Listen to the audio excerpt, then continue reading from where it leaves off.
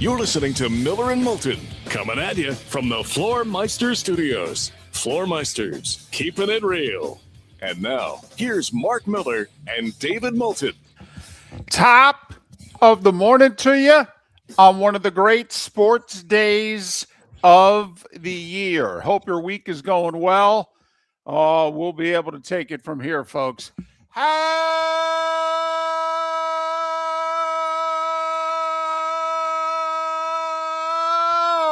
the heck are you? Miller and Moulton.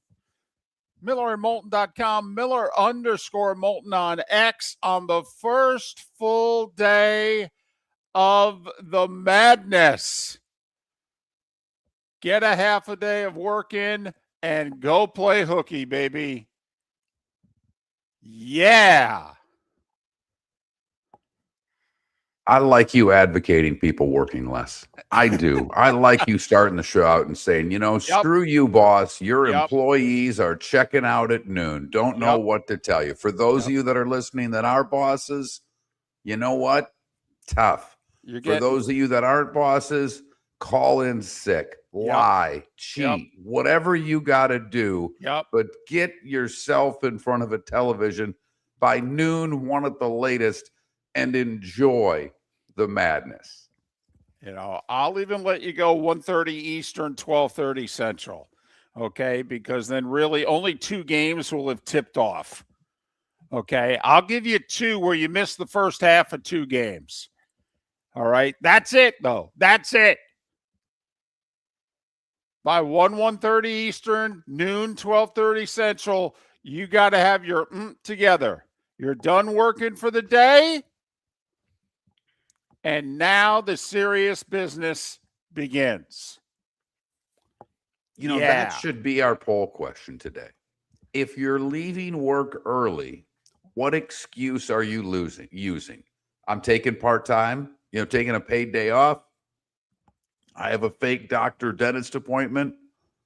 I have a fake flu. Well, what is it you're using to get out of work? Or are you just telling the truth? I'm going to watch. Do you have a boss cool enough that says, I'm going to watch the tournament? I don't know what to say. I've hit my numbers for the month. I'm done for the day. Yeah, man, it depends on where you work, right? What your job is. If you've got a sales job, it's real easy. You're out making calls. I don't know. I never played sick. I was always honest, or I just took the day off. If the boss was not going to play ball, then it's like, fine, I'm using one of my vacation days. Used to drive my wife crazy. I'm like, I don't know what to tell you. This day's important. I'm surprised that I know what you've done your whole life. Why would you have to take the day off? Isn't watching this part of your job? Now, I know when we worked together and did sales, we had to come back for a, end of the day check-in, and we just didn't. Right. Yeah. We just simply didn't. Yeah. We just told them. We looked at them and said, come on, this is not going to happen. But you got to remember, the first half of my career, I was a local TV guy. And so, first off, for the first half of my career, I was never a number one. But then when you're a number one, you got to anchor. You got to work. Now, fortunately, March is not a ratings month because, there were 3-4 months a year where you couldn't take a day off, no matter what. This wasn't one of those times. So, sometimes I worked Thursday and took Friday off. I'm like, the heck with this. Sometimes I'd even do the early show on Thursday, the 6 o'clock, and then be gone. Right, because when you were still doing TV, it was still just on CBS, and they worked the games in a morning session and an afternoon session where there may have been one West Coast game going on between 6 and 6:30, but typically there was not much going on during the news hour. Now at 11, different story. There was still a West Coast game going on. Oh yeah, no, we'd go late. We'd go on at 12:30 in the morning for the late sessions. But you're right, Mark. The afternoon sessions outside of one usually West region game, okay, we're all done by 5 o'clock Eastern. So, you got your 4 games in between noon and 5. And then, you did the 6 o'clock sports. And then that's it. You were like, no, I'm out of here. I'm done. I'm not Right. working the night shift. Although, since you weren't going on until 12:30, I mean, you could take an extra long dinner. You could even have a couple cocktails between the 6 and the 12:30.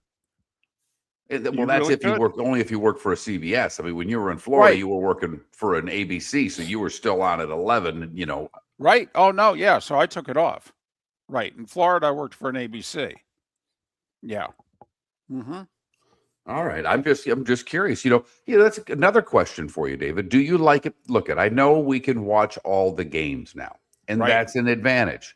But do you like it better with the staggered starts? Because I mean, let's be honest. It used to be about a 12:05 start, a 12:15, 12:20 start, and by 12:45, 10:01, there were 4 games going. Right. Or I guess at least 3, because the West Coast region hadn't started yet. But you had 3 games going by 1 o'clock. Yeah. The beauty of Thursday and Friday is theory. You should never have a bad game in front of you. Because after you get the first 2 games to start, but then you get like the 1:30 and the 1:45. So you pretty much have 4 games at a time for the rest of your time on Thursday and Friday. And you figure one of them's got to be good or interesting. So you never should have a bad game on the Thursday and Friday. The rest of the days you can get it. Once you get to the Sweet 16, every game has its own slot. You get a bad game, oh boy, wasted 2.5 hours here. Hope the next one's good. So it's another reason why these 2 days are great. They're great. Hooky needs to be played. Yes. Lying needs to happen. Excuses need to emerge. Okay. Comp days need to be taken. Okay. Personal days, vacation days, whatever has to be done. These 2 days are glorious. Glorious. No matter how much they try to screw up this sport, these 2 days are glorious. I have a friend, a guy I went to high school with, and I actually, in between radio jobs and during radio jobs, at one point I was doing 2 jobs. I still am, for that matter. I worked for him for about 3 years. And I haven't talked to him in a while. But for a run of over 20 years, he and a group of friends from, I think, the ages of around 21 on, 22 on, early in their professional careers, if you will, have gone to Vegas every year. Wow. They get there yesterday and they go home on Sunday. They get in Wednesday night and they're there for 4 days of madness. And then they go home. And that's actually on my bucket list of sporting events to do. I was in Vegas for a Super Bowl. It's pretty cool. It's not being at the Super Bowl, but Vegas for the Super Bowl is fun. It's a great atmosphere. Vegas for March Madness has to be nuts in the sports books. My buddy, who is a professional gambler, and he doesn't make many bets. That's why he's a professional gambler. And he lives out in Vegas. And he's done work for VSiN and other media gambling entities. And he said nothing like not even the Super Bowl, nothing like the first 2 days of the tournament. He said, now I will say, when the Super Bowl was in Vegas, all right, there was an extra vibe. There was an extra jump to the places. But he said, yeah, you have to come out here for the first 2 days of the tournament. And I would like to come out where I could even take in like the Wednesday night first 4 games. Get situated, just get comfortable. Because you got to remember, this is starting 9 a.m. Thursday. I mean, right. I got to get a good night's sleep. We're going at this hard. So the tournament in full begins right around noon today. I filled out my bracket. I did so at 5:30 this morning. I don't know if David's completed his bracket because he began a little after I did. And if you join us on Twitch or YouTube, you, like me, weren't sure if David was going to start the show when the music played because he was not paying any attention to the noises that were coming through his headsets. I was very nervous. We have a new system we're running, and I'm in charge of the commercial breaks like I was when I was not up here in Tampa. And we had to rearrange it with the station changes going on. So there's a lot more buttons that I have to push to make sure that happens. And the show started. And yesterday we had some complications late in the show, and I was playing the music, but David couldn't hear it. It was my fault. And as we began this morning, I'm panicking, literally panicking, because usually David gives a head bob, a little bit of, I'm in, I'm ready to go. Yep. He kind of pumps himself up to get that how the heck are you and start the show out. Nope. Nothing. He's looking straight down. Yep. The pen's moving a little bit. And I've got no eye contact. And if you've listened to the show for a while, if there's no eye contact with David Moulton, he ain't listening. Nope. If I make eye contact with you, you have my complete attention. No eye contact, very good chance not paying attention. Nope. Show started, music was playing. I was working on the bottom half of the South region. Yep. I got 3 of the 4 regions done. I'm surprised, actually, at some of the picks that I've made. I'm surprising myself. Okay, that's probably not a good thing when you're going through the brackets going, I'll be darned. I got so-and-so winning the region? How about that? Well, I'm never that surprised to have 3 1s and a 2 in mine. Wow. Well, listen, though. I mean, you've been all chalk a generation ago. So now that we're convinced this bracket is as top heavy as it's ever been, and if not the 1s, the 2s, and the 3s, I mean, I'm curious. I think I have a 7 seed making the Sweet 16. Right now, I think that's the craziest pick I have. That's how chalk. 6. Okay, that's how chalk my bracket is. And for me, this is nuts. I have a 6 and a couple of 5s, David. That's about it. Because this tournament is going to be chalky. Don't know what to tell you. We've been saying that for the better part of a month on this show. It has been a top-heavy year. There are a lot of good teams, and we think the Sweet 16 and the Elite 8 could be as good as it ever been. Pat Kirwan on the show, Mike Miller to talk brackets, Miller and Moulton. Your roof is your home's first line of defense. At Pelican Roofing of Florida, Ronnie John and their team bring years of experience to protect what matters most, your family and your business. From residential repairs to large-scale commercial roofing, we deliver honest work, fair pricing, and quality you can trust. An upgrade on your roof can lower your insurance costs. Don't wait for a leak to turn into a disaster. Call the experts at Pelican Roofing today. 1-866-9-PELICAN. That's 1-866-9-PELICAN. Online at pelicanroofingcompany.com. CCC 1332512. Let's talk the big differences between Floor Meisters and the big box store that sells flooring. Floor Meisters is family owned. They do flooring, not doors, nuts and bolts, or weed killer. They specialize in it. They know it. Floor Meisters backs their installer. So if there's ever an issue, good chance the boss, TJ, will come out and make it right. Floor Meisters prices beat the box stores every day of the week. When you think flooring, think Floor Meisters in Naples. Floormeisters.com. Real people, real prices, real quality selection. The Floor Meisters, just keeping it real. American Paint Supplies is your one-stop shop for all your coating needs and has been for 30 years. American Paint Supplies is also your #1 Festool dealer in Southwest Florida. If you are a builder, cabinet maker, painter, or power tool enthusiast, Festool craftsmanship can be found at American Paint Supplies. Celebrating 30 years of service, and Festool is celebrating 100 years of excellence. Come to American Paint Supply for a perfect pairing of service and expertise on 6100 Shirley Street, Naples, off of Pine Ridge, or online at AmericanPaintSupplies.net. NCAA Commissioner Adam Silver will visit Lee County in April as he is recognized by the Edison Awards as their Achievement Award honoree. His recognition not only highlights his leadership within professional sports, but also his broader influence on business, technology, and social responsibility. The Edison Awards recognize thought leadership from around the globe, making Silver's visit a significant moment for Lee County. Visit EdisonAwards.com for event details and tickets. Lee County, building a better community through business, sports, and tourism. This is Miller and Moulton.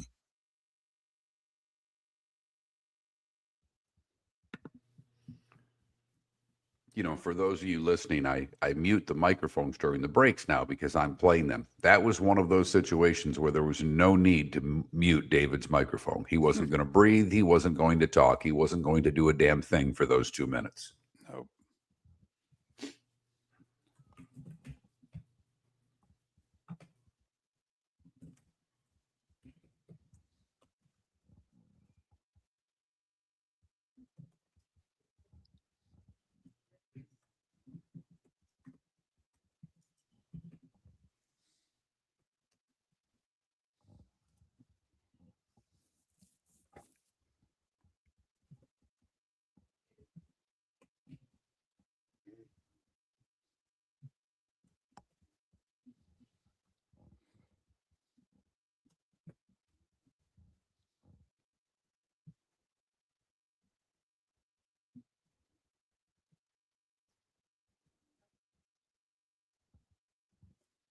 We did Six Pack. It was the greatest thing that we ever did. Ever. It's my favorite thing we've ever done on this show. There are still women who are in the 239 working who hate us for it. Oh yeah. There's one that's stayed in the business and had a few national dips here and there. She despised us. And we didn't use hottest. I forgot how we phrased it, but John and I would play the game that it was, well, it's their whole body of work. And there were some of the gals who jumped into the deep end, who were retweeting it and wanted to win and thought it was fun. There were others who just got angry. And I think the one got angry because we pitted her against her friend in the first round. And they were both very good looking and both good at what they did. And they did not like that. The one did not like that she had to go up against her friend in the first. She didn't like the whole concept of what we were doing. And then when we put her against her friend and then she lost, that was a triple threat right there. She was pissed. It's back in the Sabrina Fine days doing weather. I think we don't even bother anymore. We should do something. We could revisit half of those now that we're syndicated, but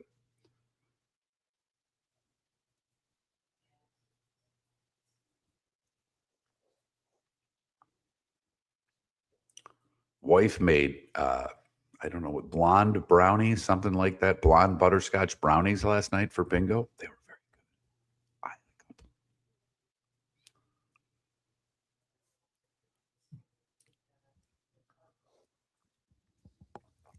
them. Oh, John and I put a lot of effort, a lot of time. David wanted nothing to do with it. He knew what was going to happen. I begged them on air, because I was only a few years removed from being one of their colleagues, and I'm like, they're gonna lose their minds. And some did. Yeah, some loved it. The two finalists were both campaigning to win. Wasn't Deffenbaugh? I think Deffenbaugh was one of the ones that made the final or got close to it. Semis. She campaigned. Yeah, she campaigned. A woman at ABC7 campaigned. But I mean, I got angry phone calls from some of those that were in the brackets. Angry phone calls. And John and I were like, forward the calls to us. We'll talk to them. Because they knew me. And I'm like, yeah, I got voted 2-1. They're like, you're a disgrace. I don't want anything to do with you anymore. And the amazing number of them that started following us on X proved that while they really were mad, they cared what the vote was. Don't kid yourself. They're all hypocrites because they don't get the jobs because they're ugly.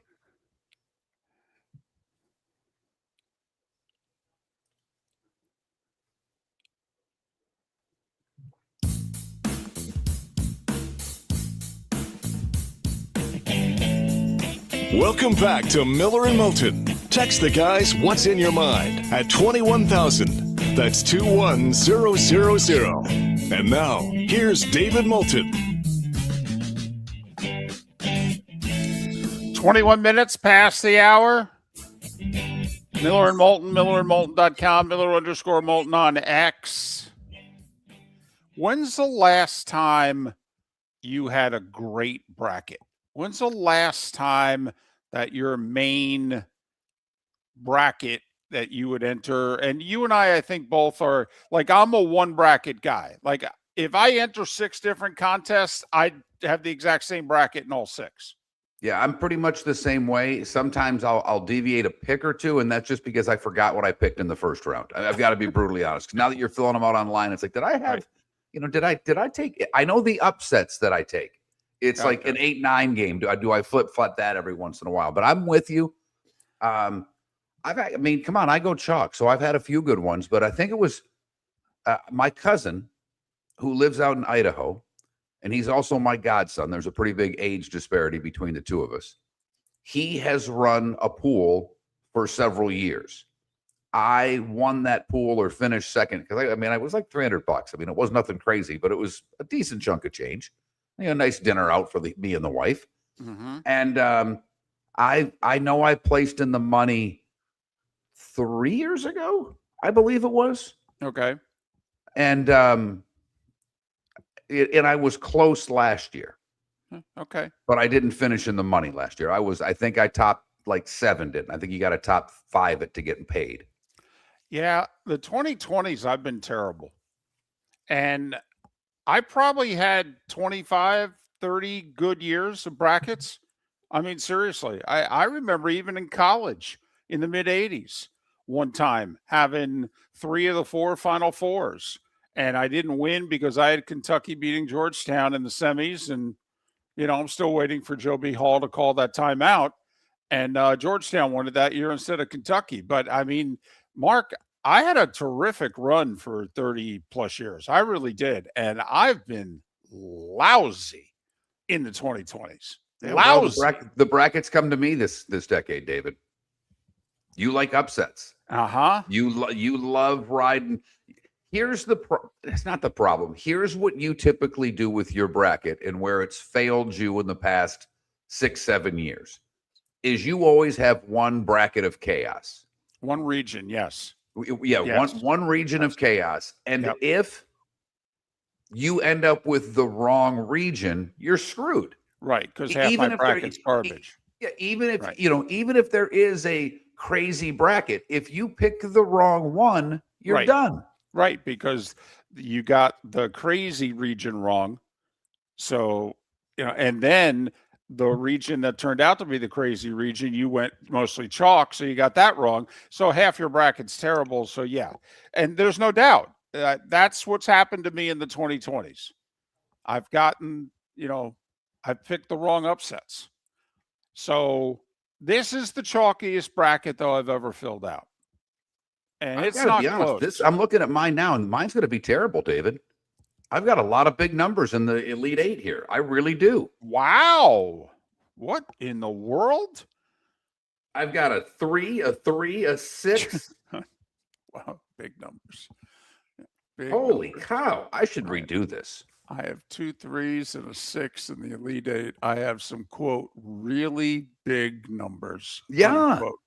Right. Yeah. Sure. Mm-hmm. All I know is when we get to it, I'm happy Rick's running the board today and not Raj. If that's a little bit of a hint, you'd have to know who Raj roots for. David just knows what I said, but you may not. So you're down on the Boilermakers. Is that what you're saying? Exactly what it is. Oh, yeah, that would drive. Listen, I'm serious about this. I don't know if there's ever been an upset I didn't root for. And I'm sorry to our audience in Huntsville, all right, and who may be rooting for Troy today against Nebraska. I can't do it. I can't do it. I'm sorry. I know it's a 4-13, and otherwise I'd always root for the 13. I can't do it. Nebraska's never won a tournament game. Ever. Come on now. Come on. Did you at least pause? when you filled out your bracket, because David, I got to that game and I just stopped and I went, I can't do it. I can't do it. I want to do it. I wanted to do it just to be the snarky guy that I am on this show, and I couldn't do it. I actually think Troy can play with them. And if Nebraska's not hitting it, from the outside, I think they could really play with them. But no, this is it. This is the best Nebraska team maybe ever, certainly since black and white television. No, this is the year. Come on now. I mean, if Indiana can win the football national championship, Nebraska can win a game in the tournament, right? A game. That's all I'm asking for. Not to sound like Allen Iverson here, but we're just talking about a game. Okay, a game. Not a region, not a Final Four, not a championship. I'm just talking about a game. Any game. Right. We're not even talking Sweet 16. We're just talking a game. I don't have them winning a second game, to be brutally honest. Okay, Neither do I. But come on. Got to give them one. Yes. Don't you? You got to give them one. It's almost like the equivalent of a parade. You know how I feel every fan base should get a parade? I think, come on. Especially since their football program's gone to you-know-what in the last 20 years. We can't give them a win in the men's basketball tournament. A win. A singular win. I will giggle the whole show tomorrow if they lose. I'm just saying. Listen, just think about if it's 54-53 mid-second half. I mean, look at the players don't have the same pressure. The fans will be losing their mind, David. Those that go to the, you know what I mean? The fan base, whether they're there, whether they're watching, if they go to that last, you and I always talk about this. Can the team who's trying to pull off the upset get to the last media timeout and be within a possession or two? If that's the case in that game, the puckering of the Cornhusker faithful will be stupendous. Oh, man. We finished off the first 4 games last night. David, you were right. I was afraid to do it. I said I'm rooting for Miami. I just didn't think they could get it done. And I thought I was going to be right, given the fact they shot the 3 ball so well in the first half and only had, it was a 1-point game. I'm like, oh boy. And then they came out a buzzing 15-1 run. They took it to SMU, won the game by 10. Good for Miami of Ohio. Good for the small and mid-major conferences. Good for the MAC. Everything about that is what David and I wanted to happen for college basketball. That the Miami head coach said it. It was bigger than Miami. It was. Could they handle it? Yes, they did. Congratulations to Miami. Everything about it was great. First off, Dayton is a glorious place to be holding the first 4. Never mind the fact that in this case, Miami of Ohio was 45 minutes away. So not only was the place packed, but they were going to be rooting for Miami of Ohio. So the mid-major had a home game, all right, against an ACC school. How many times is that going to happen in the NCAA tournament? They hit 3s early. They lead by 9 at the half. SMU makes a game of it, all right, and then all of a sudden, the Miami of Ohio swim team shows up in their briefs, okay, and they're heckling the SMU free throw shooters, and they're making an impact, and the place goes crazy, and Miami feeds off it, hits a few 3s, goes on the run, and the Red Hawks win it, and good. All right, even though it was against my buddy Andy Enfield, all right, great scene, awesome. Way to go. And hopefully some mid-majors will get the benefit of the doubt in the next couple of years come Selection Sunday. Because your metrics that you rely upon don't take into account that the big boy won't play these schools. And if you want to let your SECs, Big Tens, ACCs, and Big 12s get the benefit of the doubt, then you know what? Make them schedule some of these good mid-majors. And they don't do it. Miami tried. They wanted to play good teams, and good teams just said no because there was a chance they could lose. The starting 5 is next. Miller and Moulton. The Cape Coral Police Department is growing and they want you to be a part of it. They're hiring new officers. Starting pay is between $74,000 and $90,000 depending on your experience. And with a $10,000 hiring bonus, you could be making $100,000. Enjoy paid holidays, off-duty details, plenty of OT opportunities. They're also hiring dispatchers and professional staff. So go to capecops.com. capecops.com. Be brave, be best, be Cape. American Paint Supplies, celebrating 30 years in Naples, is proud to be the exclusive Farrow & Ball dealer in Southwest Florida. The best thing to come from the UK since the Beatles, Farrow & Ball has the colors and paints at American Paint Supplies. See why all the designers and painters choose Farrow & Ball. For 30 years, American Paint Supplies provides the perfect pairing of service and expertise on 6100 Shirley Street in Naples off of Pine Ridge or online at AmericanPaintSupplies.net. American Paint Supplies is your one-stop shop for all your coating needs. Let's talk the big differences between Floor Meisters and the big box store that sells flooring. Floor Meisters is family owned. They do flooring, not doors, nuts and bolts, or weed killer. They specialize in it. They know it. Floor Meisters backs their installer, so if there's ever an issue, good chance the boss, TJ, will come out and make it right. Floor Meisters prices beat the box stores every day of the week. When you think flooring, think Floor Meisters in Naples. FloorMeisters.com. Real people, real prices, real quality selection. The Floor Meisters, just keeping it real. Your roof is your home's first line of defense. At Pelican Roofing of Florida, Ronnie John and their team bring years of experience to protect what matters most, your family and your business. From residential repairs to large-scale commercial roofing, we deliver honest work, fair pricing, and quality you can trust. An upgrade on your roof can lower your insurance costs. Don't wait for a leak to turn into a disaster. Call the experts at Pelican Roofing today. 1-866-9-PELICAN. That's 1-866-9-PELICAN. Online at PelicanRoofingCompany.com. CCC 13325. This is Miller and Moulton.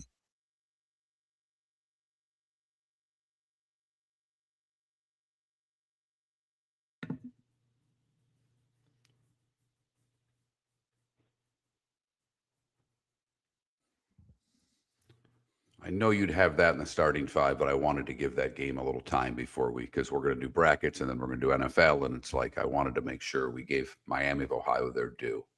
They deserved it. I do have a poll question up already, David. What is that? Which one will lose first?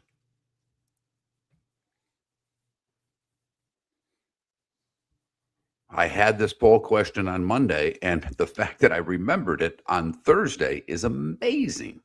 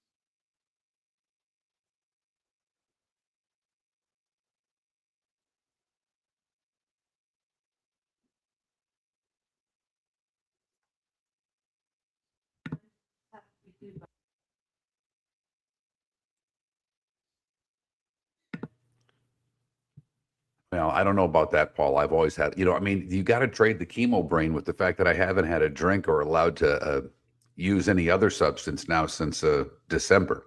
So my brain is as clear as it's been in a long time. Chemo be damned. And Jay, I feel pretty damn good, all things considered. I feel pretty well. Really well, actually.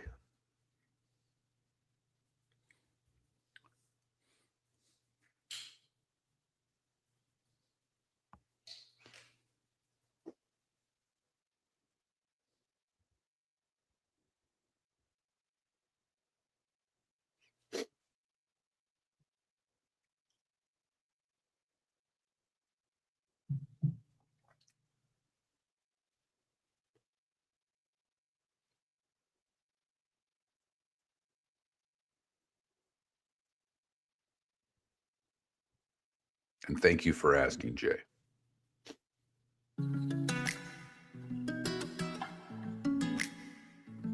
Welcome back to Miller and Moulton. Text the guys what's in your mind at 21,000.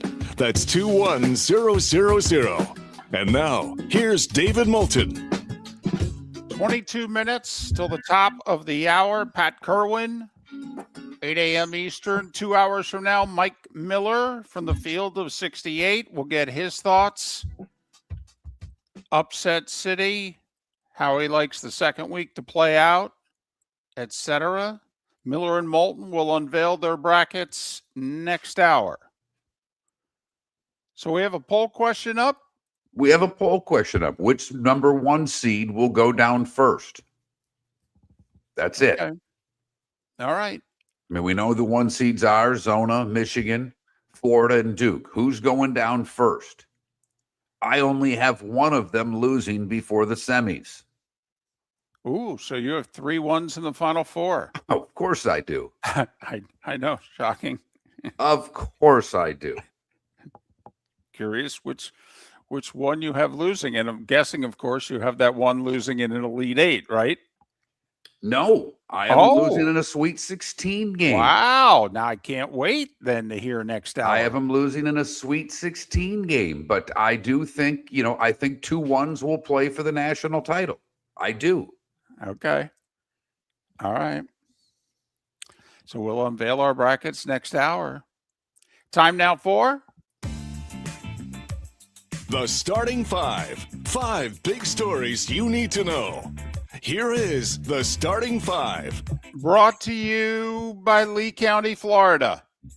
Building a better community through BST. It is a proven winning formula of business, sports, and tourism. We'll start with college basketball. The field of 64 set after the first 4 in Dayton is now complete. Prairie View A&M gets their first ever tournament win in a battle of 16 seeds. They took care of Lehigh 67-55. They'll face the Gators next. Meanwhile, give it up for the little guy. Miami of Ohio showing the 31-0 start to the season, not a fluke. Led by 9 at the half, SMU came back, tied it up. Good game, approaching midway through the second half. And then Miami got back on the wagon, hitting some threes. They hit 16 of them in all. And the Red Hawks are now 32-1. Miami of Ohio, 89-79 over SMU. Next up for the mid-major, Tennessee in the Midwest region in a 6-11 game. How much of a shot do we give them against the Vols? All right.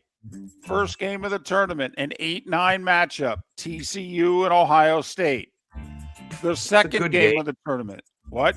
That's a good game, TCU, Ohio State. It's TCU has some nice wins this year. The Buckeyes figured it out the second half. That's a sexy 8-9 game right there. I think if Ohio State wins it, they could give the 1 seed a lot of trouble, quite frankly, in the second round. And there's no reason why TCU can't either. They've had good wins. So, I mean, yeah, I'm with you. First game of the tournament, 12:15 Eastern, TCU, Ohio State. 25 minutes later, the biggest game of the tournament. Right, I'm exaggerating, but 12:40 Eastern, Troy and Nebraska. A 4-13 matchup. We'll say it again. Nebraska has never won an NCAA tournament game, and all the pressure's on them. Biggest game in the history of Nebraska basketball. Can they beat Troy? By the way, early games include South Florida and Louisville. That's 1:45 Eastern. And then High Point, Wisconsin, tip off before 2 o'clock. So those are your early games when you're playing hooky, when you just go to lunch and you decide you're not coming back. This is why TCU, Ohio State, Troy, Nebraska, South Florida, Louisville, High Point, Wisconsin. Think Your about boy it. Nessett's got the High Point, Wisconsin game. Yeah. Think And about then, it. did you see they made the change out? Anderson, who had the terrible voice, he got the hook for the first game. First day. So Jason Benetti is being called in, and this is another one, cooperations between the networks here. They needed somebody to fill in for Brian Anderson. Brian Anderson's a Turner guy. Well, CBS and Turner do the tournament. Jason Benetti, up until 10 days ago, was a Fox guy. Now he's an NBC guy. And so Brian Anderson lost his voice. They needed a good broadcaster who could come in and get the job done. And the networks, the agents, they made it happen. And Benetti's, that's 4 games. Well, and Benetti was doing Westwood One. He was going to be doing radio. So there was actually another factor involved in this because Westwood One contractually had him. But I did see a funny post on X that Benetti's now worked for every network. Apparently, this basically he is pulled off the grand slam of broadcasting, if you will. Right. By the way, Florida, Miami, UCF, and Alabama all have to wait till tomorrow to play their first tournament games. NIT, the 8 winners last night: Wake Forest, Illinois State, George Washington, Dayton, New Mexico, Nevada, St. Joe's, and Cal. We said it yesterday. The NIT's turning into a mid-major tournament. The only Power 4 schools here are Wake and Cal. The rest are small to mid-conference. Women's tournament got underway with their first 4 last night. Nebraska and Missouri State, your first 2 winners. 9 games in the NBA last night. For you NBA fans out there, I'm sure you get sick of Miller and Moulton, and we're banging on your league constantly. But I'm sorry. Boston won by 21 last night. Oklahoma City won by 29 on the road. Toronto won by 30 on the road. Minnesota didn't play their best player, Anthony Edwards, and won by 36. Seriously? How could you spend money on this league? I don't know how you give up 2.5 hours of your time to this league in the regular season on a nightly basis. Now, you get games like last night, the Lakers and the Rockets. It was a really good game. Luka with 40, LeBron with 30. LeBron, by the way, best shooting night of his career last night at 41. He was 13 of 14 from the field. Lakers have won 7 in a row. They beat the Rockets, 124, 116. The Hawks have won 11 in a row. They're a half a game from being a top 6 seed and not being in the play-in in the East. This is a remarkable surge by the Hawks. They are right there with Orlando, Miami, and Toronto. 4 teams for 2 spots to avoid the play-in. Yeah, they slipped past Philadelphia, and I think Philadelphia could end up being the 10 the way they're playing down the stretch. With no Embiid, Maxi's been out for those that care. And Paul George is still out, and they seem to not give a damn. Other games, by the way, New Orleans beat the Clippers by 15. Memphis by 7 over Denver in a makeup game. Portland by 8 over Indiana. NHL, biggest game of the night in Colorado. Stars had to have it if they're to seriously challenge the Avs for the division title and the number 1 overall seed. Dallas gets the win, but in a shootout, 2-1. Dallas 2 points back of Colorado. Colorado's got a game in hand. Colorado owns the tiebreaker. They've got like 6 more regulation wins than do the Stars. But Dallas at least has a shot to chase down the Avs for the division title and the number 1 overall seed in the West, and really the number 1 overall seed in the sport. Philly still thinks they're in the playoffs. They handed Anaheim a tough 3-2 overtime defeat. Ovechkin scored his 25th of the year, 922 overall. Washington beat Ottawa 4-1. Did you see the empty net goal by Washington at the end? So they have a 19-year-old stud prospect that they called up here recently. The puck's on his stick. He goes across the red line. There's 2 other Caps with him. He's got 3-on-2 numbers. He's clearly looking to pass. The left winger's a veteran. He's pointing and yelling at him, shoot the puck, shoot the puck, because the kid is yet to score in the NHL. And the kid spends, Mark, the whole time between the red line and the blue line looking to pass the puck. And the guy he's going to pass it to is yelling at him to shoot it. He doesn't want that first goal to be an empty netter. I get it. He shoots it into the empty net and scores with his parents in attendance. Caps win 4-1 over the Sens. Crosby returned. He said he was rusty. That's why he only had a goal and an assist. Carolina over the Penguins 6-5 in overtime. It was a great game, David. I watched that whole game. They scored 7 goals in the third period, a 6-5 game, but no one ever had a 2-goal lead. 1-1, 2-2, 3-3, 4-4, 5-5, and then an overtime game. It was a fun hockey game. The Pittsburgh goaltender played amazingly well, kept him in it throughout. That was a fun game. Calgary beat St. Louis in a shootout 2-1. Jersey doubled up the Rangers 6-3. Jack Hughes with a goal and 2 assists. Have you heard the Jack Hughes controversy? Absolutely. Wants his puck, and the Hockey Hall of Fame's telling him to go pound sand. It was not yours. It's never yours. You ain't getting it. Jack Hughes, of course, scored the overtime game-winning goal in the gold medal game against Canada. Jack Hughes wants the puck back. Hockey Hall of Fame has it. They're like, yeah, it's ours. Don't know what to tell you. Okay. You missed your opportunity because apparently someone from the International Ice Hockey Federation grabbed the puck after it was scored in the gold medal game, and it never made it to the U.S. locker room. So it wasn't like a trainer gave it up. The IIHF grabbed the puck. It's theirs. They also got the one from the women's gold medal game, and both are on display at the Hall of Fame. Golf, the Valspar gets underway today north of Tampa. Victor Hovland, your defending champ. Listen, with all the signature events they've played here, all right, you figure it's not going to be a good field, and it's not an elite field, but you've got Koepka, Schauffele, J.J. Spawn, Justin Thomas, Spieth, Finau, Homa, Matthew Fitzpatrick, along with Hovland. They're in the field. Okay, I'd say that field was better than the one at West Palm. David, without question, it's not even close. The players that you listed, they had Shane Lowry in the other tournament. That was pretty much it. Right, yeah, Koepka and Lowry. Koepka's in, but Koepka has to be. I mean, that's and Homa has to be. Right. Baseball, Red Sox named Caleb Durbin their starting third baseman. Really not much of a surprise. They traded for him from Milwaukee. He finished third in the Rookie of the Year last year. I mean, why wouldn't he be their third baseman? Garrett Cole threw a scoreless inning of spring training yesterday. He's coming back from Tommy John surgery. Expectation is he'll be back pitching for the Yankees in May.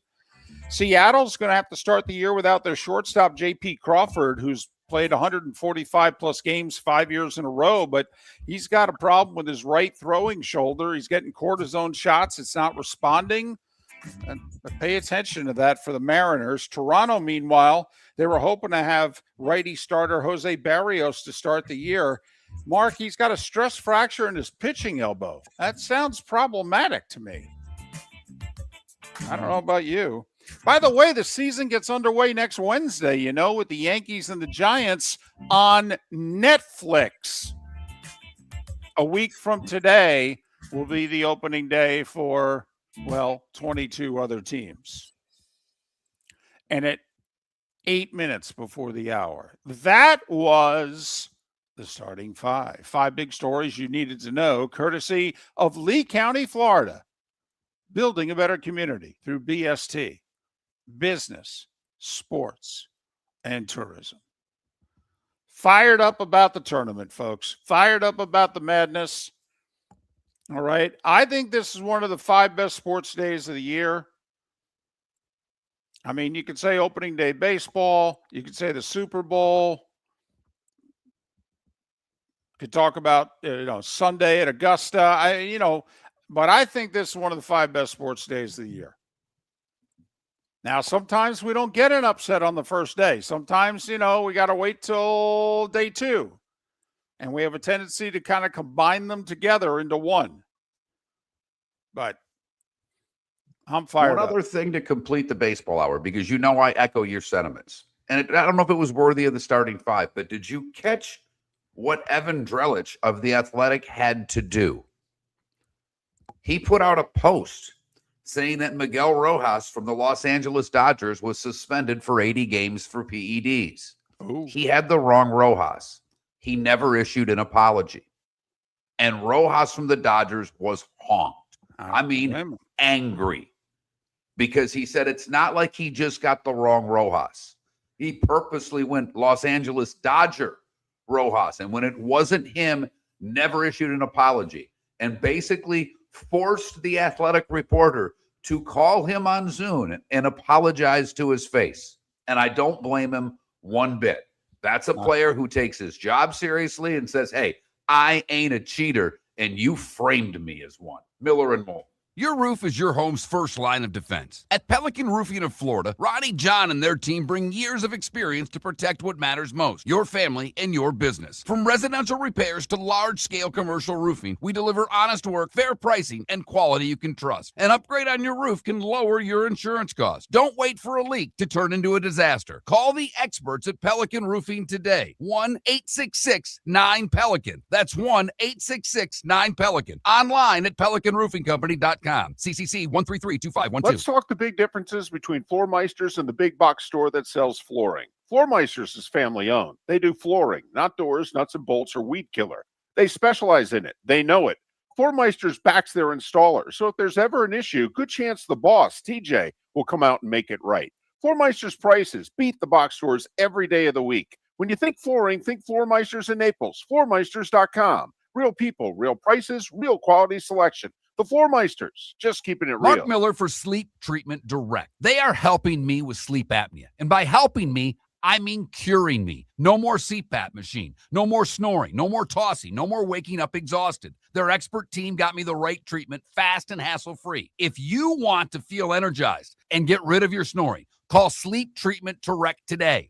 444-1741. That's 239-444-1741. Sleep Treatment Direct. Sleep safe and sound. NCAA Commissioner Adam Silver will visit Lee County in April as he is recognized by the Edison Awards as their Achievement Award honoree.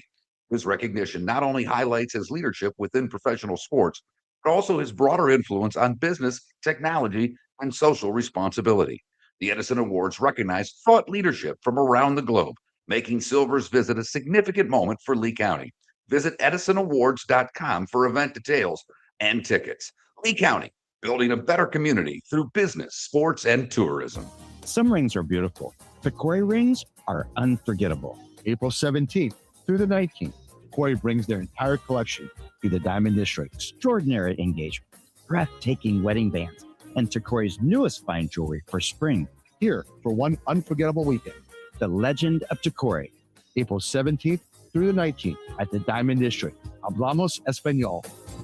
Visit Jason and Todd at the Diamond District. American Paint Supplies is your one-stop shop for all your coating needs and has been for 30 years. American Paint Supplies is also your #1 Festool dealer in Southwest Florida. If you are a builder, Cabinet maker, painter, or power tool enthusiast, Festool craftsmanship can be found at American Paint Supplies. Celebrating 30 years of service, and Festool is celebrating 100 years of excellence. Come to American Paint Supply for a perfect pairing of service and expertise on 6100 Shirley Street, Naples, off of Pine Ridge, or online at AmericanPaintSupplies.net. This is Miller and Moulton.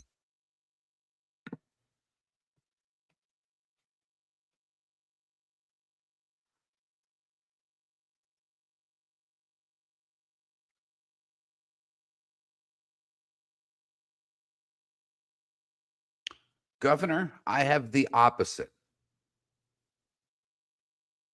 And Adam, no, we do not. At least if we do, I'm not aware of it. And I actually kind of pay attention to that thing. I have the opposite of you, Governor, but those are the two teams I have in the final. If I'm giving a tip to everybody, I apologize. Run the other way, right?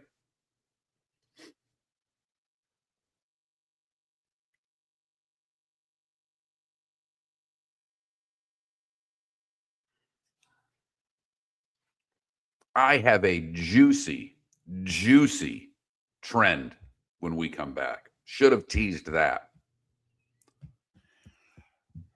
I mean, I just said it, Dave. You know, I have one of the juiciest, grittiest, degenerate trends you will ever hear. I may have to tease it to the second segment. It's that juicy.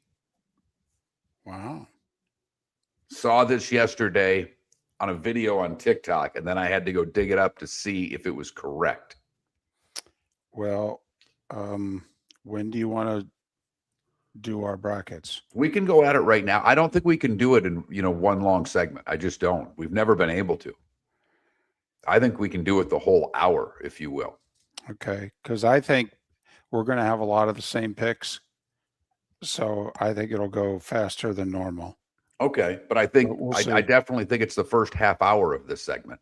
Okay. Or of this hour, rather. I apologize. A couple things to address in the chat room. Somebody mentioned Auburn. We mentioned Auburn yesterday. We went through the NIT winners. We actually gave the Auburn score over South Alabama and mentioned that they didn't cover. And I think it's the Governor. Question, Governor, are you a Gator fan or are you just picking the Gators to repeat? I'm just curious.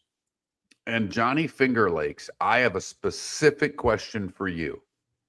And I'll even give you my email address if you want to take the time to think about my question, because it has nothing to do with sports. If I were to vacation in the summer in the Finger Lakes,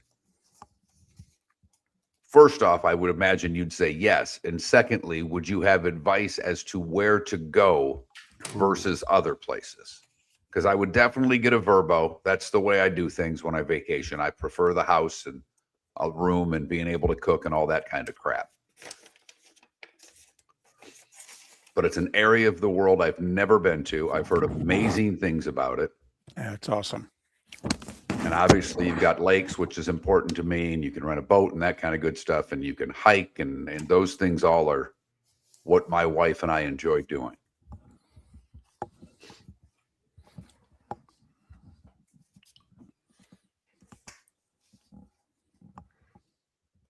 I like it, Governor.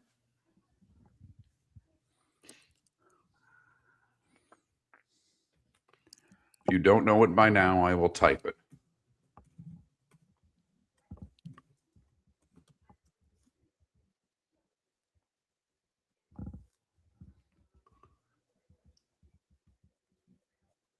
It wouldn't even be this summer because I can't vacation this summer. And I certainly can't fly this summer.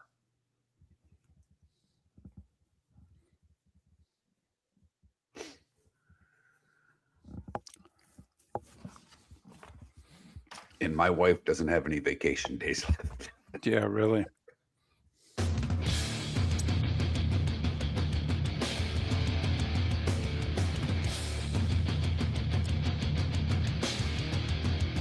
You're listening to Miller and Moulton, coming at you from the Floor Meister Studios. Floor Meisters, keeping it real. And now, here's Mark Miller and David Moulton. Hour 2 of Miller and Moulton on this great sports day. The first day of the full field men's NCAA tournament. What excuse are you using with the boss? Are you the boss? And if you are you cool with some of your employees, well, only giving you a half day's worth of production today? Do you make them pick a day? Got to give me a full day one day. You can pretty much play hooky the second day. Just curious. How do you handle it?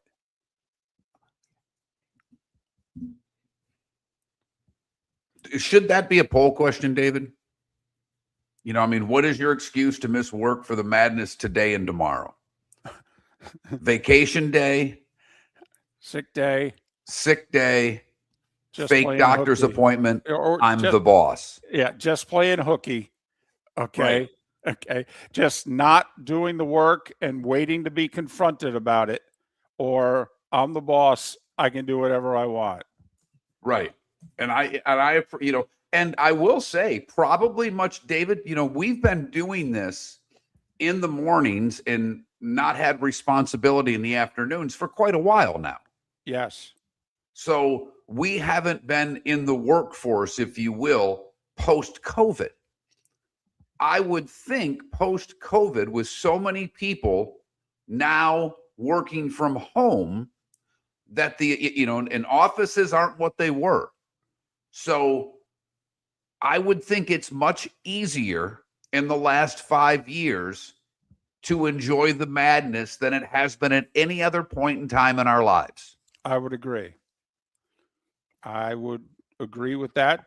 I mean, we're just playing a hunch. We've been very lucky because for the longest time, before we became our own entity, the station that we worked for carried the tournament.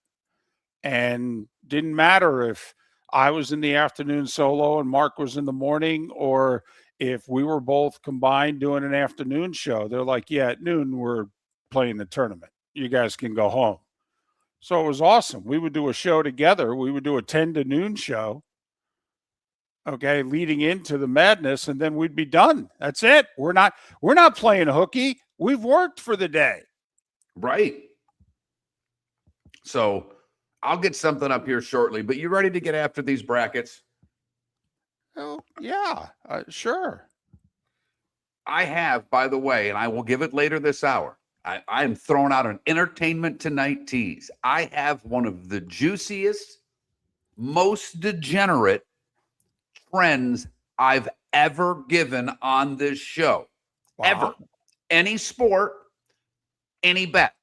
This is as good as anything I've ever found. Okay, I'm quoting you now. One of the juiciest, most degenerative trend ever. Ever. Wow. Ever. Not to sound like Renee Zellweger, but you had me at hello, or juiciest and degenerate, one or the other. But I'm in. All right. So let's start East region, because if you're like me, David, I will say I had to go and print out a bracket yesterday. Fortunately, every floor where I'm staying here at the Hope Lodge has a computer and a printer.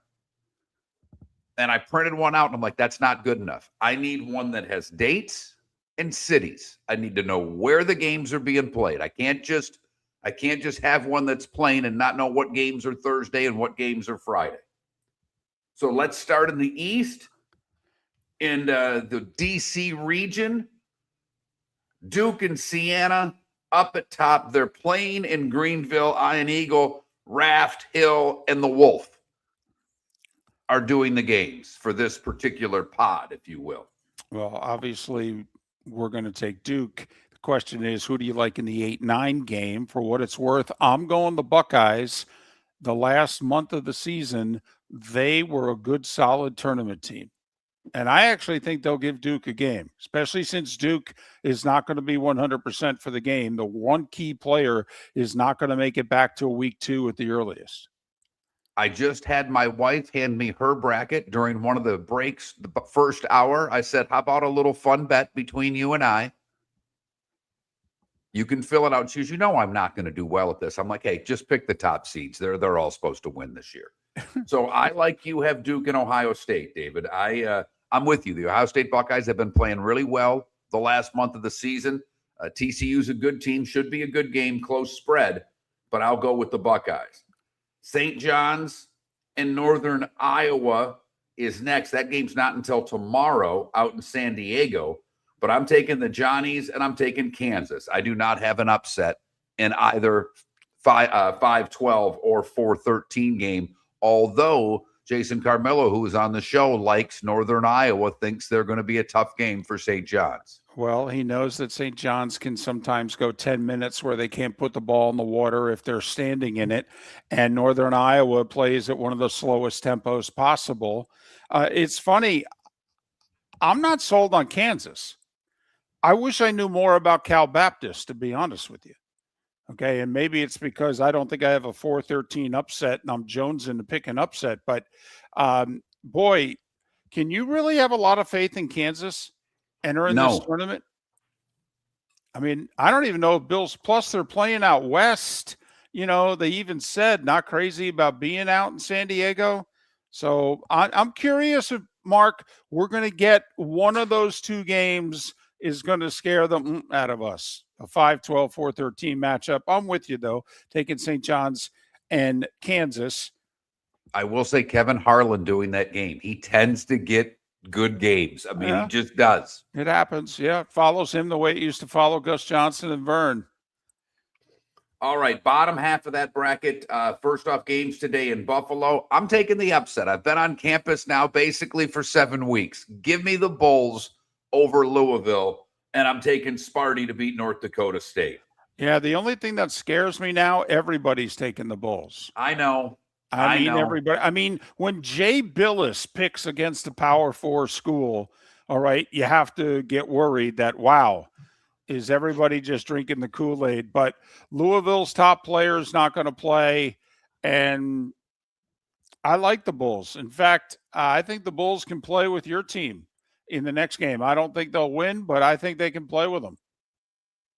And then I've got UCLA beating UCF. I think that's a tough draw for UCF. UCLA's playing really well right now, and UConn in the bottom of that bracket. Same here. I'll go a step further. I have UCLA beating UConn and going to the Sweet 16. I thought about it, but I've got basically three of the top seeds. I've got the Johnnies beating Kansas, so Duke, St. John, Michigan State, and UConn. But then I've got an upset. Down goes Duke. The Johnnies take out Duke, and they get a rematch with UConn in the Elite Eight, but this time it's the Huskies who will advance and go to the Final Four. Hell, look at you. Our bracket gets very different in the East. I, too, have St. John's beating Duke, but I have Michigan State beating UCLA.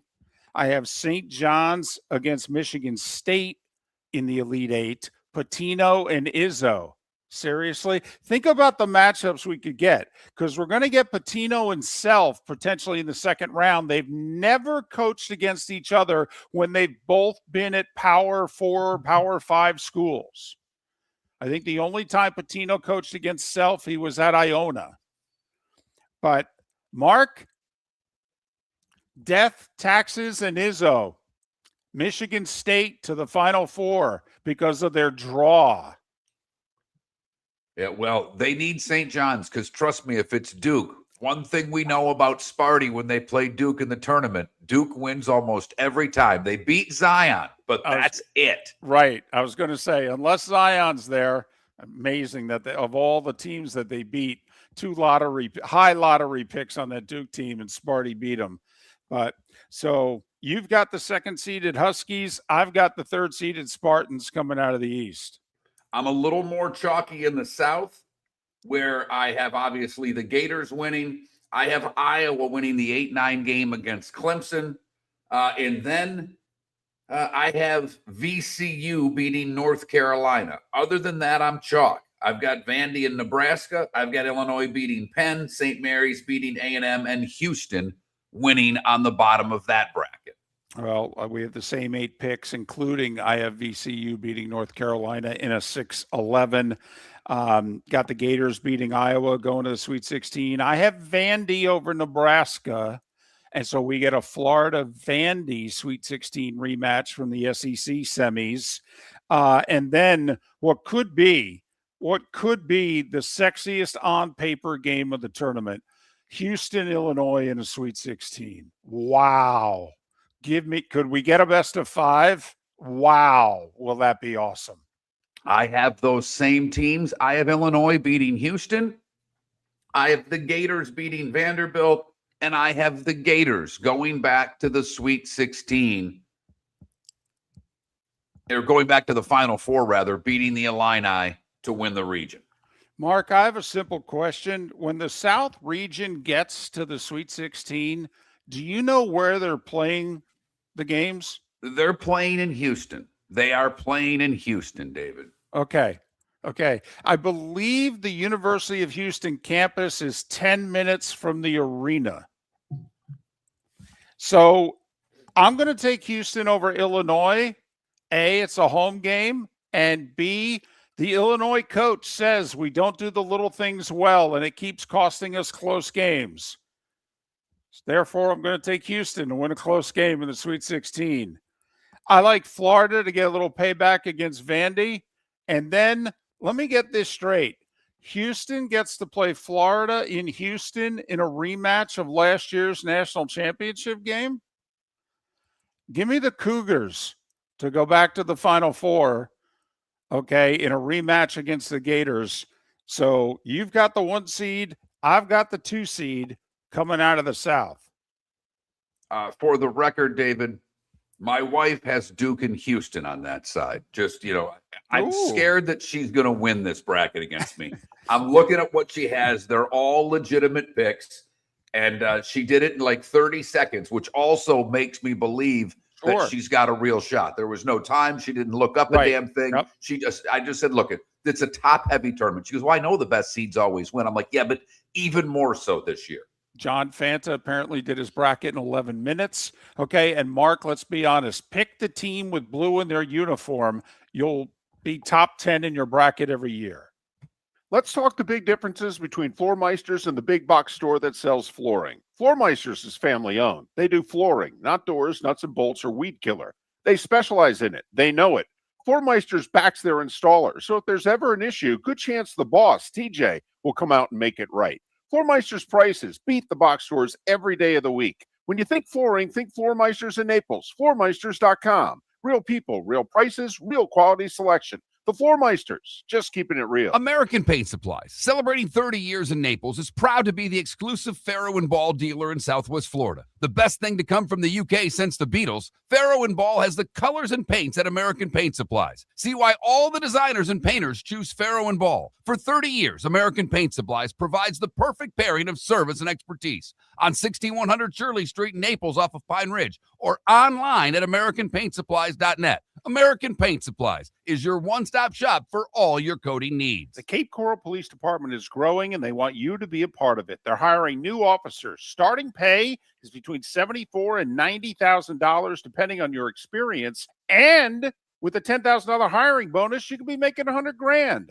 Enjoy paid holidays, off-duty details, plenty of OT opportunities. They're also hiring dispatchers and professional staff. So go to CapeCops.com. CapeCops.com. Be brave, be best, be Cape. Your roof is your home's first line of defense. At Pelican Roofing of Florida, Ronnie John and their team bring years of experience to protect what matters most, your family and your business. From residential repairs to large-scale commercial roofing, we deliver honest work, fair pricing, and quality you can trust. An upgrade on your roof can lower your insurance costs. Don't wait for a leak to turn into a disaster. Call the experts at Pelican Roofing today. 1-866-9-PELICAN. That's 1-866-9-PELICAN. Online at PelicanRoofingCompany.com. CCC 1332512. This is Miller and Moulton.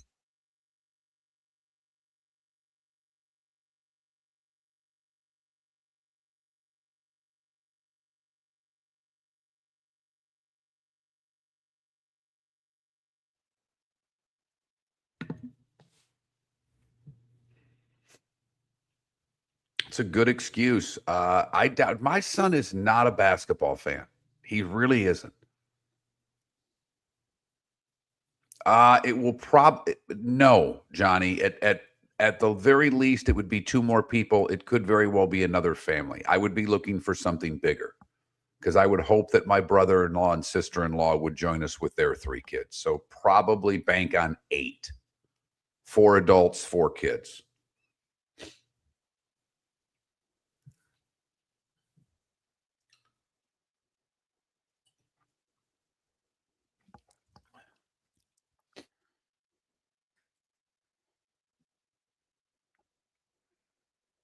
And whoever asked Shimko, I don't see it on there either. I just emailed the person or just texted the person who does it. And if it's not up, I'll fire him. But not until the end of the month because he's already been paid. In fact, he's been paid through April. So I'll just yell at him and make him give back the Rocky shorts that I sent him.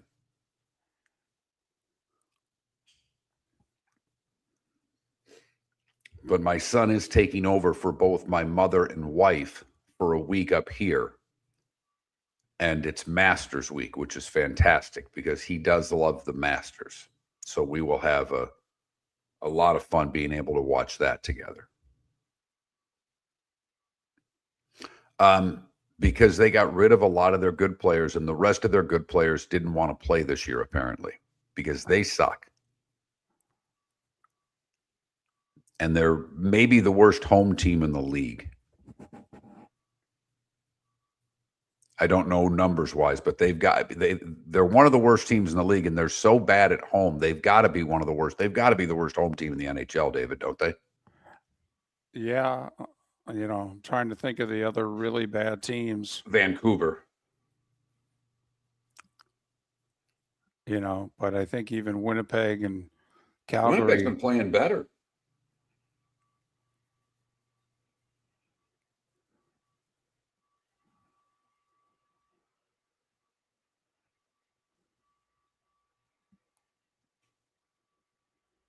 The Rangers are 9-17-6 at home. Vancouver's 8-21-5. So, edge Canucks.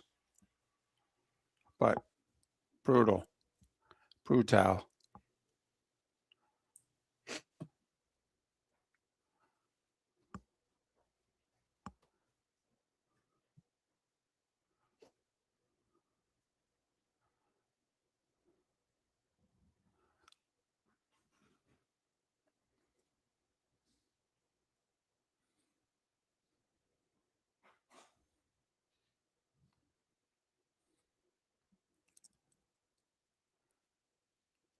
That third period of that Pittsburgh Carolina game was just fun last night because they were good goals for the most part too. You know what I mean? Like they weren't cheap. Right. I did miss most of the first half of Miami because that game lasted it was a 7:00 start and it went until damn near 10:00. Well, that many goals. Right. A shootout, right? No, overtime late. Overtime? Okay. Overtime late, and there wasn't a whistle in overtime. Not one whistle.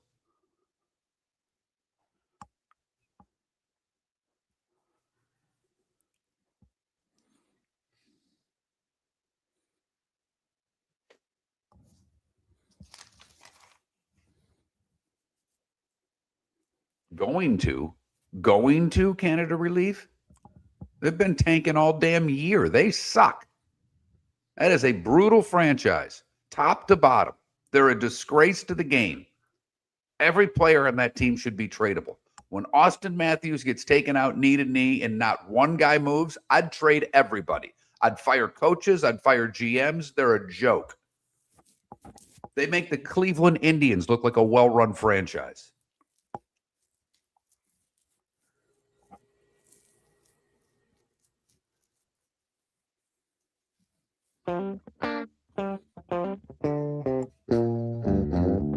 You're listening to Miller and Moulton. And now, here's Mark Miller and David Moulton.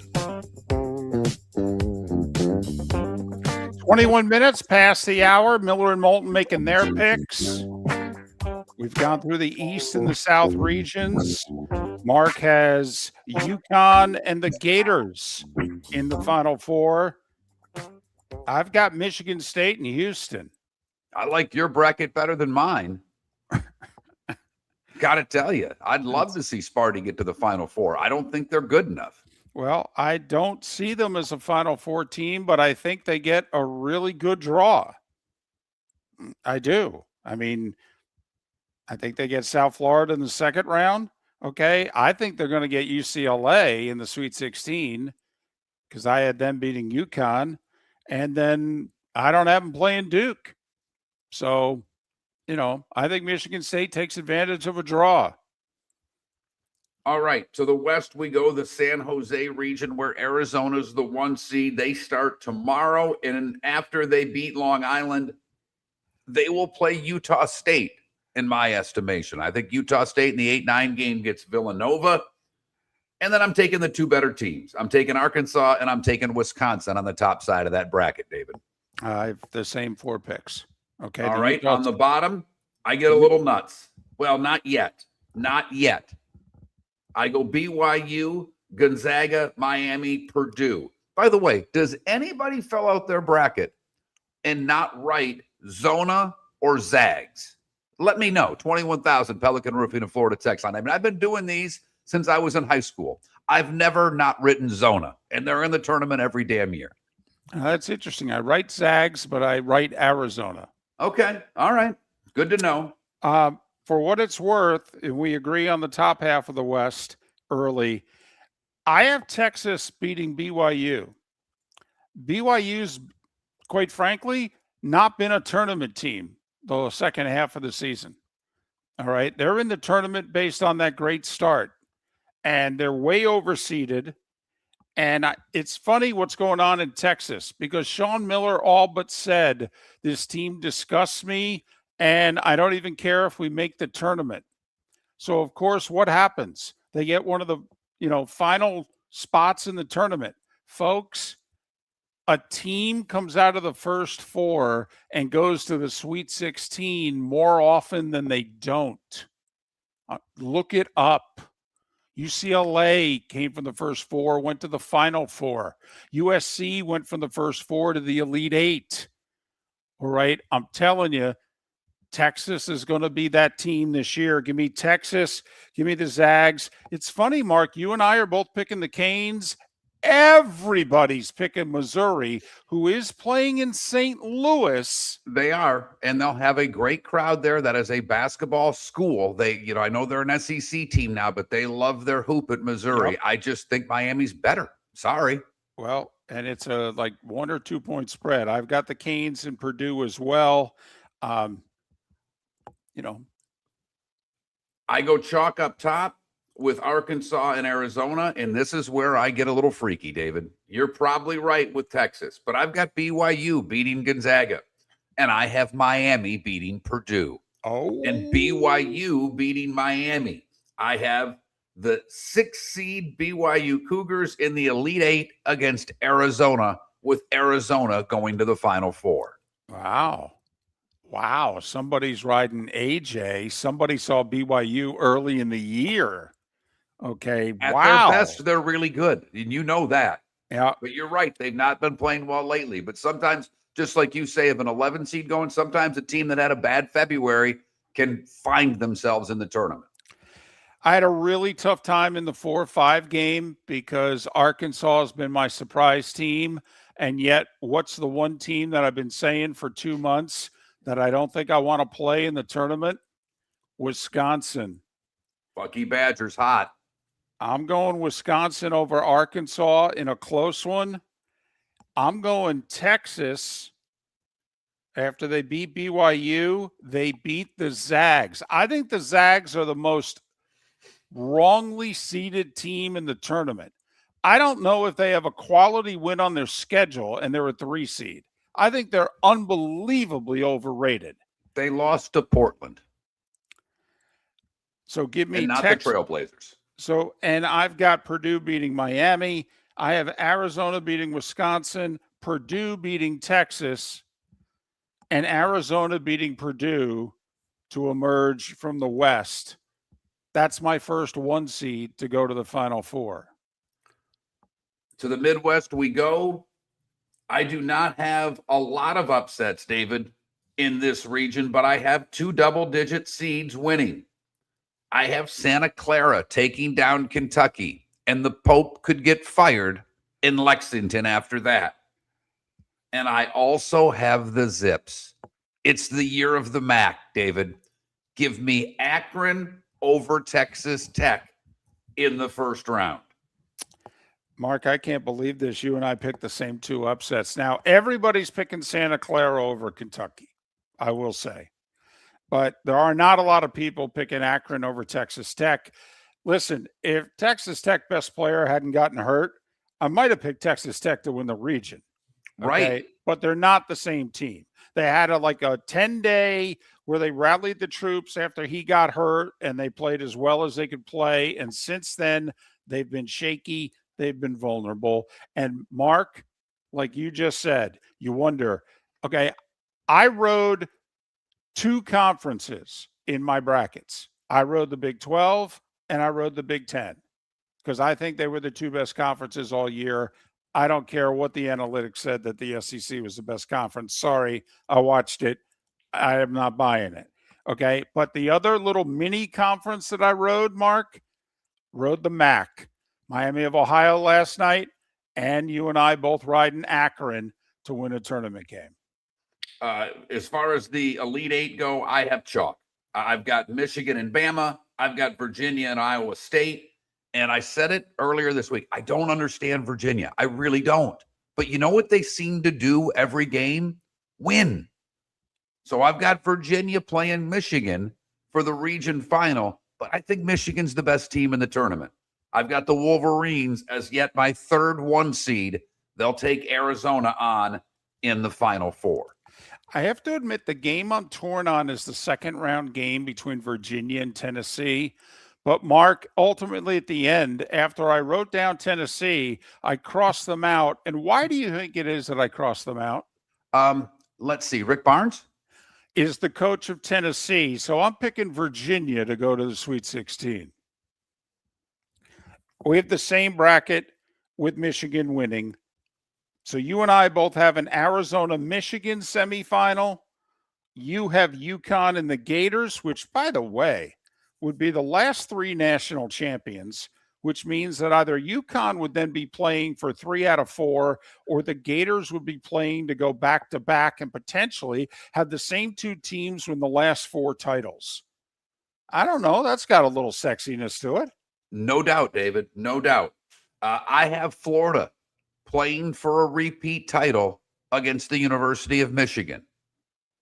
But if you listen off air, Pat Kirwan, in fact, on air, Pat Kirwan asked who we were taking because he gets involved in a pick'em where you actually bid on teams. I said Michigan. I'm sticking with the Wolverines. The Big Ten ends their drought. Much to the chagrin of this host, it's the University of Michigan that ends the Big Ten drought. I have the drought has to end for somebody championship game. Because I had Michigan State against Houston in the 1 semifinal. And I've got Michigan State playing for the national title. Houston with 2 freshmen worry me, okay? Especially since they won't be playing at home like they were in the Sweet 16 and the Elite 8, okay?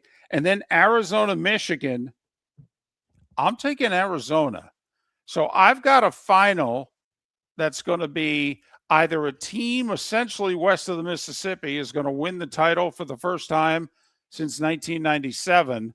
I know Kansas and Baylor have, but I mean, come on, that's the center of the country, all right? Or we're going to have a Big Ten team win it for the first time since 2000. So the drought is ending, Mark. You say it's Michigan ending the Big Ten drought. I say it's Arizona standing up for this western half of the country. Zona over Sparty. American Paint Supplies, celebrating 30 years in Naples, is proud to be the exclusive Farrow and Ball dealer in Southwest Florida. The best thing to come from the UK since the Beatles, Farrow and Ball has the colors and paints at American Paint Supplies. See why all the designers and painters choose Farrow and Ball. For 30 years, American Paint Supplies provides the perfect pairing of service and expertise on 6100 Shirley Street in Naples off of Pine Ridge or online at AmericanPaintSupplies.net. American Paint Supplies is your one-stop shop for all your coating needs. NCAA Commissioner Adam Silver will visit Lee County in April as he is recognized by the Edison Awards as their Achievement Award honoree. His recognition not only highlights his leadership within professional sports, but also his broader influence on business, technology, and social responsibility. The Edison Awards recognize thought leadership from around the globe, making Silver's visit a significant moment for Lee County. Visit EdisonAwards.com for event details and tickets. Lee County, building a better community through business, sports, and tourism. Your roof is your home's first line of defense. At Pelican Roofing of Florida, Ronnie John and their team bring years of experience to protect what matters most, your family and your business. From residential repairs to large-scale commercial roofing, we deliver honest work, fair pricing, and quality you can trust. An upgrade on your roof can lower your insurance costs. Don't wait for a leak to turn into a disaster. Call the experts at Pelican Roofing today. 1-866-9-PELICAN. That's 1-866-9-PELICAN. Online at PelicanRoofingCompany.com. CCC 1332512. Let's talk the big differences between Floor Meisters and the big box store that sells flooring. Floor Meisters is family owned. They do flooring, not doors, nuts and bolts, or weed killer. They specialize in it. They know it. Floor Meisters backs their installer, so if there's ever an issue, good chance the boss, TJ, will come out and make it right. Floor Meisters prices beat the box stores every day of the week. When you think flooring, think Floor Meisters in Naples. FloorMeisters.com. Real people, real prices, real quality selection. The Floor Meisters, just keeping it real. This is Miller and Moulton.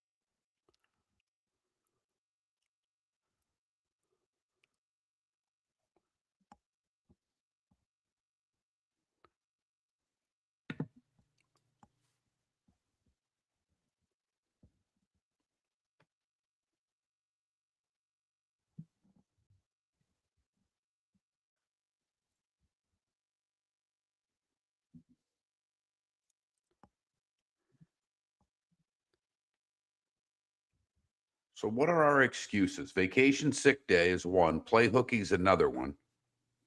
Oh, fake appointment. And then I'm the boss.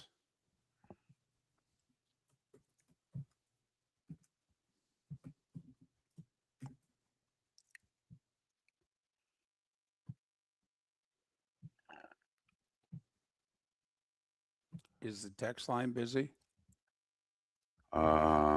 There's a couple.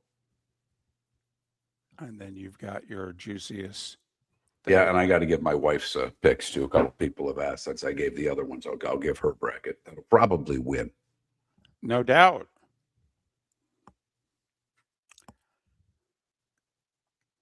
Sorry, Jimmy. That sucks, Jimmy. I have found an app where I am looking at dogs. The daughter, I don't know if I said this already, but the daughter gave me like inspirational notes while I was in the hospital. She had 30 little Moulton index cards with a little note on it every day. Wonderful. She gave me a new set of notes while I'm in the Hope Lodge. Okay. The first ones were, what did it say here? I've got it right here. It just said, to Daddy. And every day there was a nice little sweet note. She gave me 60 more notes while I'm here. This envelope is titled, To Dad, Reasons to Get a Dog. Oh, jeez.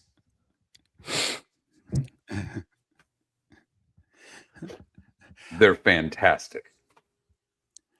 Dogs help reduce stress and make people happier. A dog can make the house feel more lively and fun. They're so great. None are repetitive. 60's a lot. 60. She sat down and did them all. She's very proud of herself. But we have 3 breeds that we were like, because I found a website pretty fun. I want a Springer Spaniel. My wife wants a Golden or an Irish Setter. So I'm looking at this site that's got puppies. Oh, I'll cave. There's no doubt. I've wanted it. I got 2 damn cats, for crying out loud. I'll cave.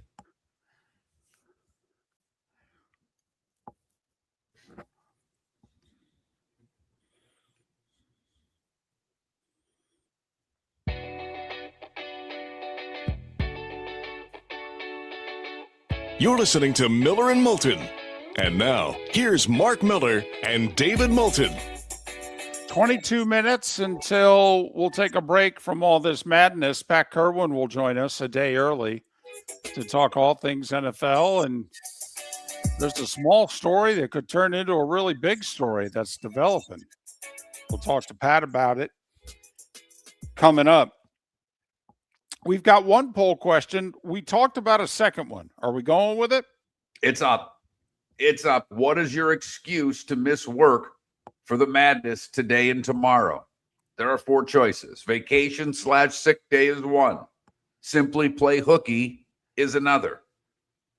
Fake appointment, be it doctors, whatever the case may be, is 3. Right. And then the final most important one, I'm the boss. There we go. So vote accordingly. That Mark Miller, the David Moulton, Miller _Moulton on X. The other poll question is, which 1 seed will lose first? Right now, Duke.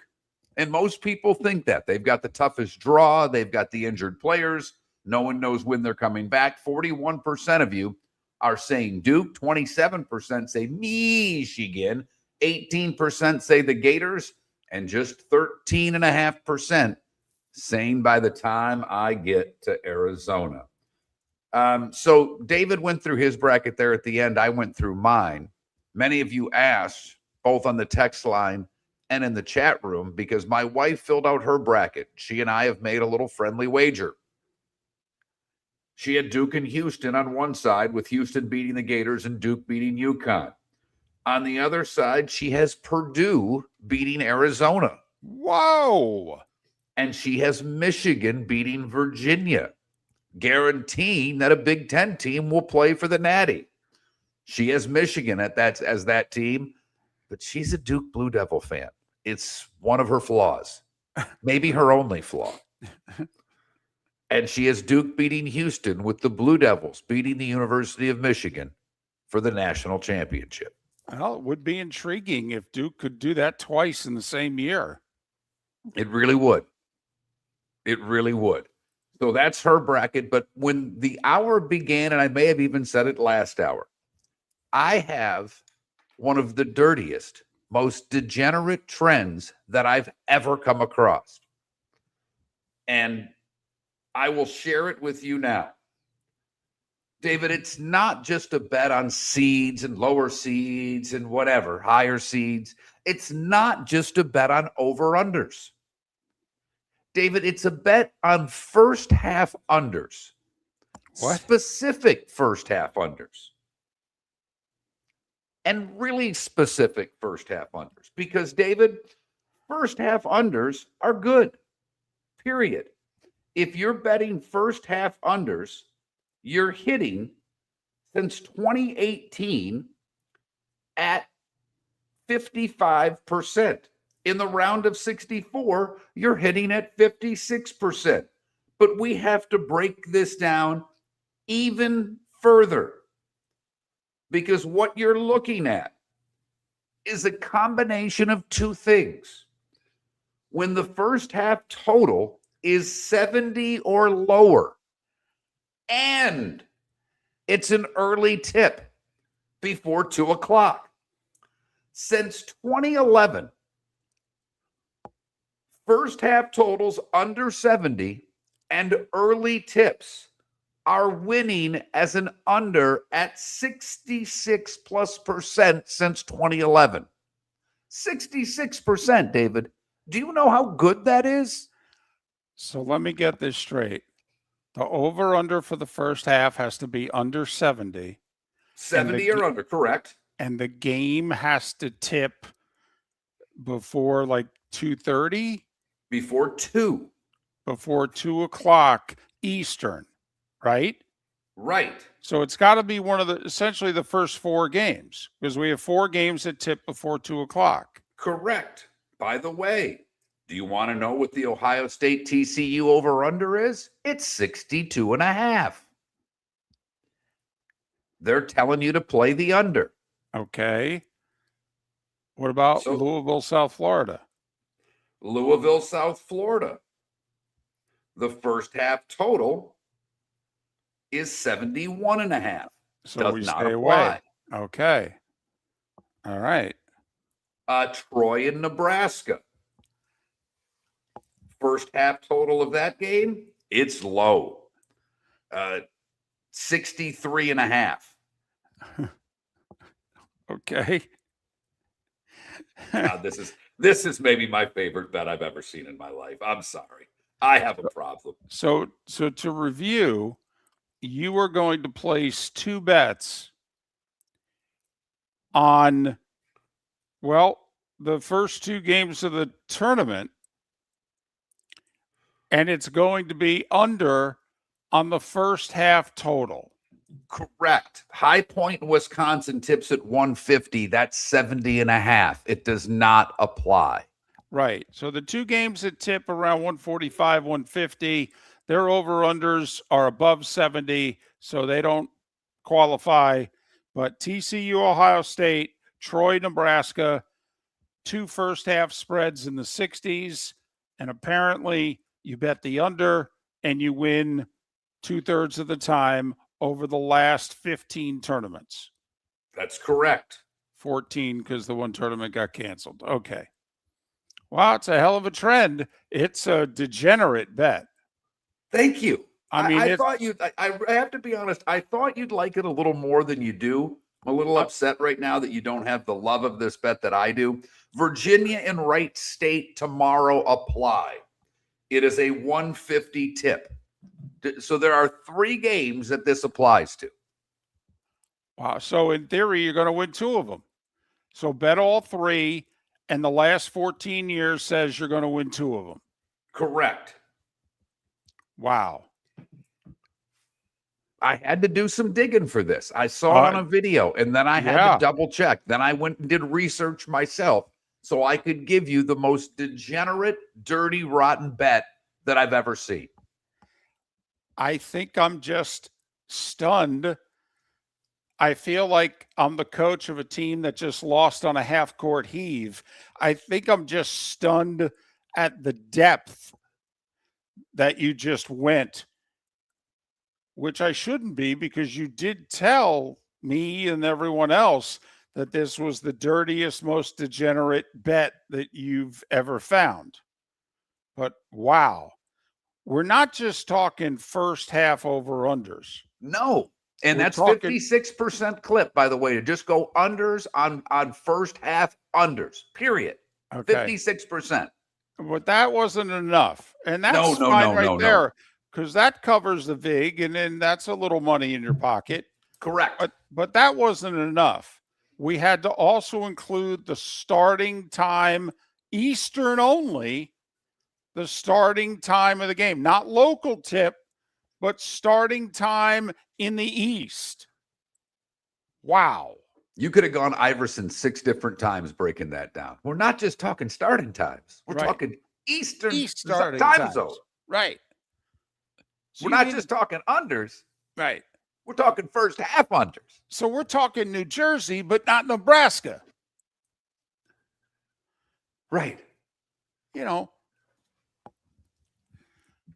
we're talking North Carolina, but not North Dakota. Ah, wow. By the way, text line wide open. The Pelican Roofing of Florida text line. 21,000 is the number. If you've never texted the show before, the keyword is Miller to 21,000, then let it rip. We've got your reasons for getting out of work today. As someone said, I work from home. I've never even met my coworkers or my boss in person. That is such a new thing. Someone challenging me, how do you put, as a Sparty, how do you put Michigan in the championship game? It sucks. Every part of it sucks. I just want to let you know that. But I have thought they were the best team in the country all year long. And I know Duke got them. And that's the only team. I mean, Wisconsin had to shoot the 3-ball amazingly well to beat Michigan. Amazingly well. And they also apply to the Moulton theory. They didn't win their conference championship tournament game. Now they got to the final, but then an excuse, which you have to be old enough to remember. And David, I know you'll appreciate this. Dear boss, can't make it to work. I'm sick. Signed, Epstein's mother. Very nice. That's from Welcome Back, Cotter. I And mean, then a person who simply just says, I'm the boss and Duke. Well, listen, you went Welcome Back Cotter lunchbox yesterday. I did. So I think the least one of our listeners can do is quote a famous joke that was recurring in Welcome Back Cotter, which was whenever somebody needed to get out of something in class, there was a note written, and Epstein was one of the kids in class, and the kids decided that, well, Epstein's mother says that I can get out of this. But you have to explain that joke in today's climate. Yep, you do. 5 years ago, you could have just said that and people, it was fine. Now it needs a full explanation where Right. we are today. Mm-hmm. Unfortunately. Miller So and the Moulton. tournament kicks off at noon. I've got the early under first halves for you. So degenerate. And just to clarify, because we had a few folks go, what's wrong with degenerate? Nothing. Oh, no. I'm sorry. I'm not greeting this with more enthusiasm. But, been doing the show with him 20 years. This is far and away the most degenerate thing he's ever come up with. It's spectacular in its depth. It's quoting 15 years. It's first half over unders, and it depends on when the game tips. Oh, no, this is glorious. He waited 20 years to pull out the right degenerate stat. I mean, this is a lot better than it's been since 1997, since a team west of Baylor has won the title, or 2000 since a Big Ten team has done it. No. That's child's play compared to this. And can I ask Big Ten fans something? Because we've all heard the SEC chants. Big Ten's never been that conference. Because in football, most Big Ten fans don't like Michigan and Ohio State. They don't. In hoop, are you pulling for the Wolverines, or do you have the same animosity towards them that most football fans. I mean, you know, it was the Big Two and the Little Eight forever, David, before the conference expanded. So there was nobody liked those two schools unless you went to one of them. And then you only liked one school in the Big Ten, yours, because you hate the other. You know, it was funny as I was walking through Moffitt to do my labs. I saw a guy in a Purdue shirt, and I almost gave him a boiler up. I mean, I was wearing a Michigan State hat because I think while the football conference was always top heavy and is still top heavy, from a basketball standpoint, I think the conference has had it with not winning a basketball national championship. I don't know. Every single person responding in the chat room who's a Big Ten fan, nope, they're rooting for their team, and that's it. You're getting grief for picking Michigan to cut down the nets. But if it's Purdue, if it were Wisconsin, if it were Sparty, and you're a fan of one of the other teams, not Michigan, are you okay with it? I'm just curious. You know, is there a Hoosier fan out there? I know you're not rooting for Purdue. I get it. But as a Hoosier fan, and if Sparty cut the nets down, or if Illinois cut the nets down, would you be happy that the Big Ten got their title? Or is it your team or bust? I'm just curious. Are we sure a Hoosier fan isn't still so drunk from the football natty that they could even handle? Do you think that there's a part of them that's just going, you know what? That Signetti and what we pulled off, life is so damn good. You know what? If Matt Painter and Purdue want to cut down the nets, you know what? This one time, I'll grant a mulligan. I will. Okay. Hey, cue up that Miami football game again. Okay. The tournament's about to start. We're not in it. So cue that title game up for me, will you? Because, David, as we've talked about, when's Indiana's last title? 87, right? Uh-huh. You know, I mean, that's Keith Smart against Syracuse. That's a long time ago. I was in high school. It's the Reagan administration. Yes. Mm-hmm. So I'm just curious, Big Ten fan, and I get you might not like Michigan, but are you okay if your team doesn't cut the nets down, but a Big Ten team does? Or is it got to be your team? Or can it be anybody but Michigan? I'm curious. Look, I don't root for Michigan. I just think they're the best damn team in the tournament. I don't know what to tell you. I want to win my bracket. The dislike I have for teams be damned.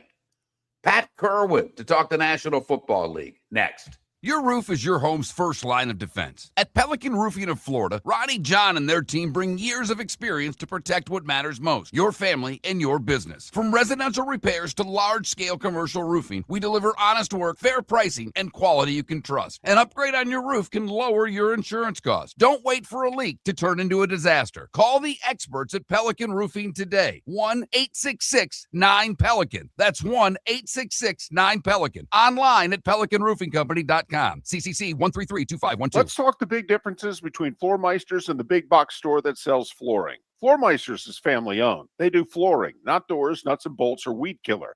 They specialize in it. They know it. Floor Meisters backs their installer. So if there's ever an issue, good chance the boss, TJ, will come out and make it right. Floor Meisters prices beat the box stores every day of the week. When you think flooring, think Floor Meisters in Naples. Floormeisters.com. Real people, real prices, real quality selection. The Floor Meisters, just keeping it real. NCAA Commissioner Adam Silver will visit Lee County in April as he is recognized by the Edison Awards as their Achievement Award honoree. His recognition not only highlights his leadership within professional sports, but also his broader influence on business, technology, and social responsibility. The Edison Awards recognize thought leadership from around the globe, making Silver's visit a significant moment for Lee County. Visit EdisonAwards.com for event details and tickets. Lee County, building a better community through business, sports, and tourism. Mark Miller for Sleep Treatment Direct. They are helping me with sleep apnea. And by helping me, I mean curing me. No more CPAP machine, no more snoring, no more tossing, no more waking up exhausted. Their expert team got me the right treatment, fast and hassle-free. If you want to feel energized and get rid of your snoring, call Sleep Treatment Direct today. 444-1741. That's 239-444-1741. Sleep Treatment Direct. Sleep safe and sound. American Paint Supplies, celebrating 30 years in Naples, is proud to be the exclusive Farrow and Ball dealer in Southwest Florida. The best thing to come from the UK since the Beatles, Farrow and Ball has the colors and paints at American Paint Supplies. See why all the designers and painters choose Farrow and Ball. For 30 years, American Paint Supplies provides the perfect pairing of service and expertise on 6100 Shirley Street in Naples off of Pine Ridge, or online at AmericanPaintSupplies.net. American Paint Supplies is your one-stop shop for all your coating needs. Some rings are beautiful. The Koi rings are unforgettable. April 17th through the 19th, Koi brings their entire collection to the Diamond District. Extraordinary engagement, breathtaking wedding bands, and Koi's newest fine jewelry for spring. Here for one unforgettable weekend, the Legend of Koi, April 17th through the 19th at the Diamond District. Hablamos Español.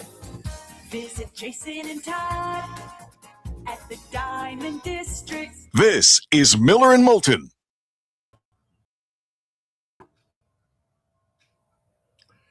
Good morning, fellas. Good morning, Pat. Morning. And I enjoyed your conversation and that point you made about Indiana. 39 years since the first thing I thought of is there's someone that has a longer dry spell than the Dallas Cowboys. But the perception of both of them is that they're good. It's totally true. Yeah. Who did you end up getting, Pat? So we went through, we had 6 guys in on it. Everyone at the table but me was a Big Tenner. Listening to you guys reminded me of last night. So when it was all said and done, we had 10 teams each, and we left the other ones out so we'd have an even number for everybody. And I immediately traded my entire draft for Arizona. Oh. Figuring you'll go against all the Big Teners. Yeah, and I also felt like I didn't have a good enough 10-man squad there to win it. And I also felt like, because we give half the money to the guy with the most wins and half goes to the winner of the whole thing. Last year, per your recommendation, I traded my whole draft for Florida and won it. So this year I polled enough people that there were more Arizona votes than Michigan votes. Oh, all right. Well, as I said, everyone at the table, 1 Purdue, 2 Illinois, and Indiana. I don't know what the other guy was. But those guys were like, they were gobbling up Big Ten schools as soon as we started the draft. I was like, go for it, you guys. But the guy that gave me Arizona now has 19 teams. How's he going to lose the most wins? Right. I said, I'm taking the bigger risk than you, but I didn't think I could win the tournament, nor did I think I could win the most wins. So at least I got myself a shot with Arizona.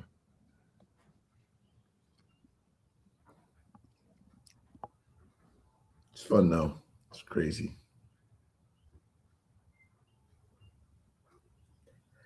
And I don't watch basketball all year, so this will get me to watch some of it. Most people don't. Although more people watch this year than have been watching recently. More people watching everything but the National Basketball Association. Yep.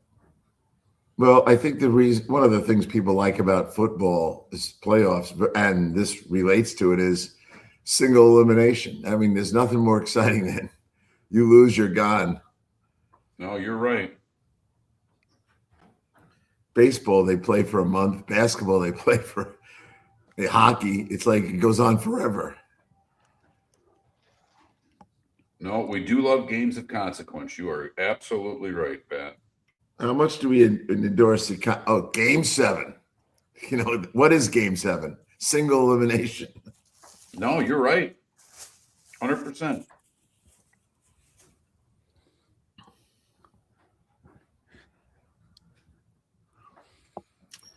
Meanwhile,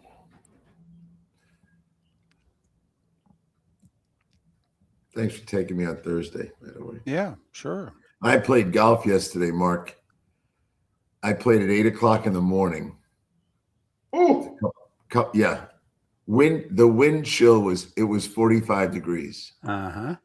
You're nuts. Well, Tougher than me, Pat. Here we go. two guys that drove down, I had to take them out there.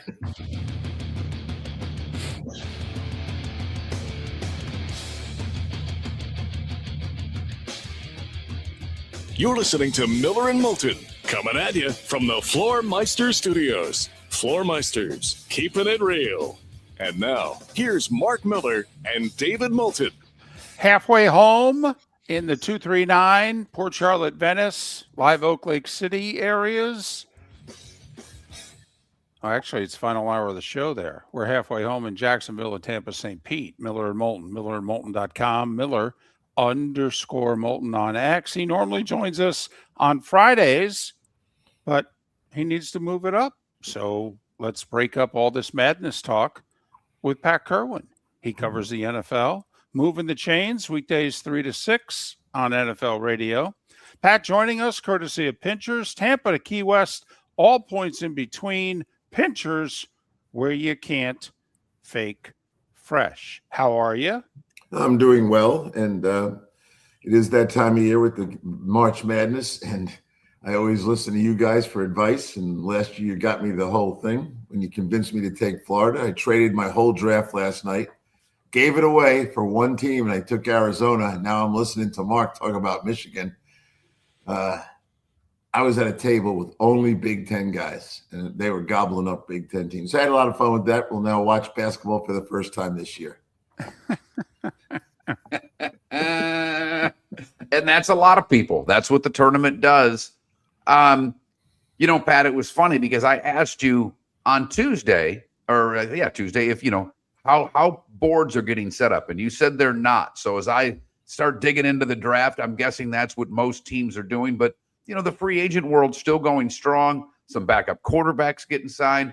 Is there anything that's happened during this week that you go, I like that? That's sneaky good.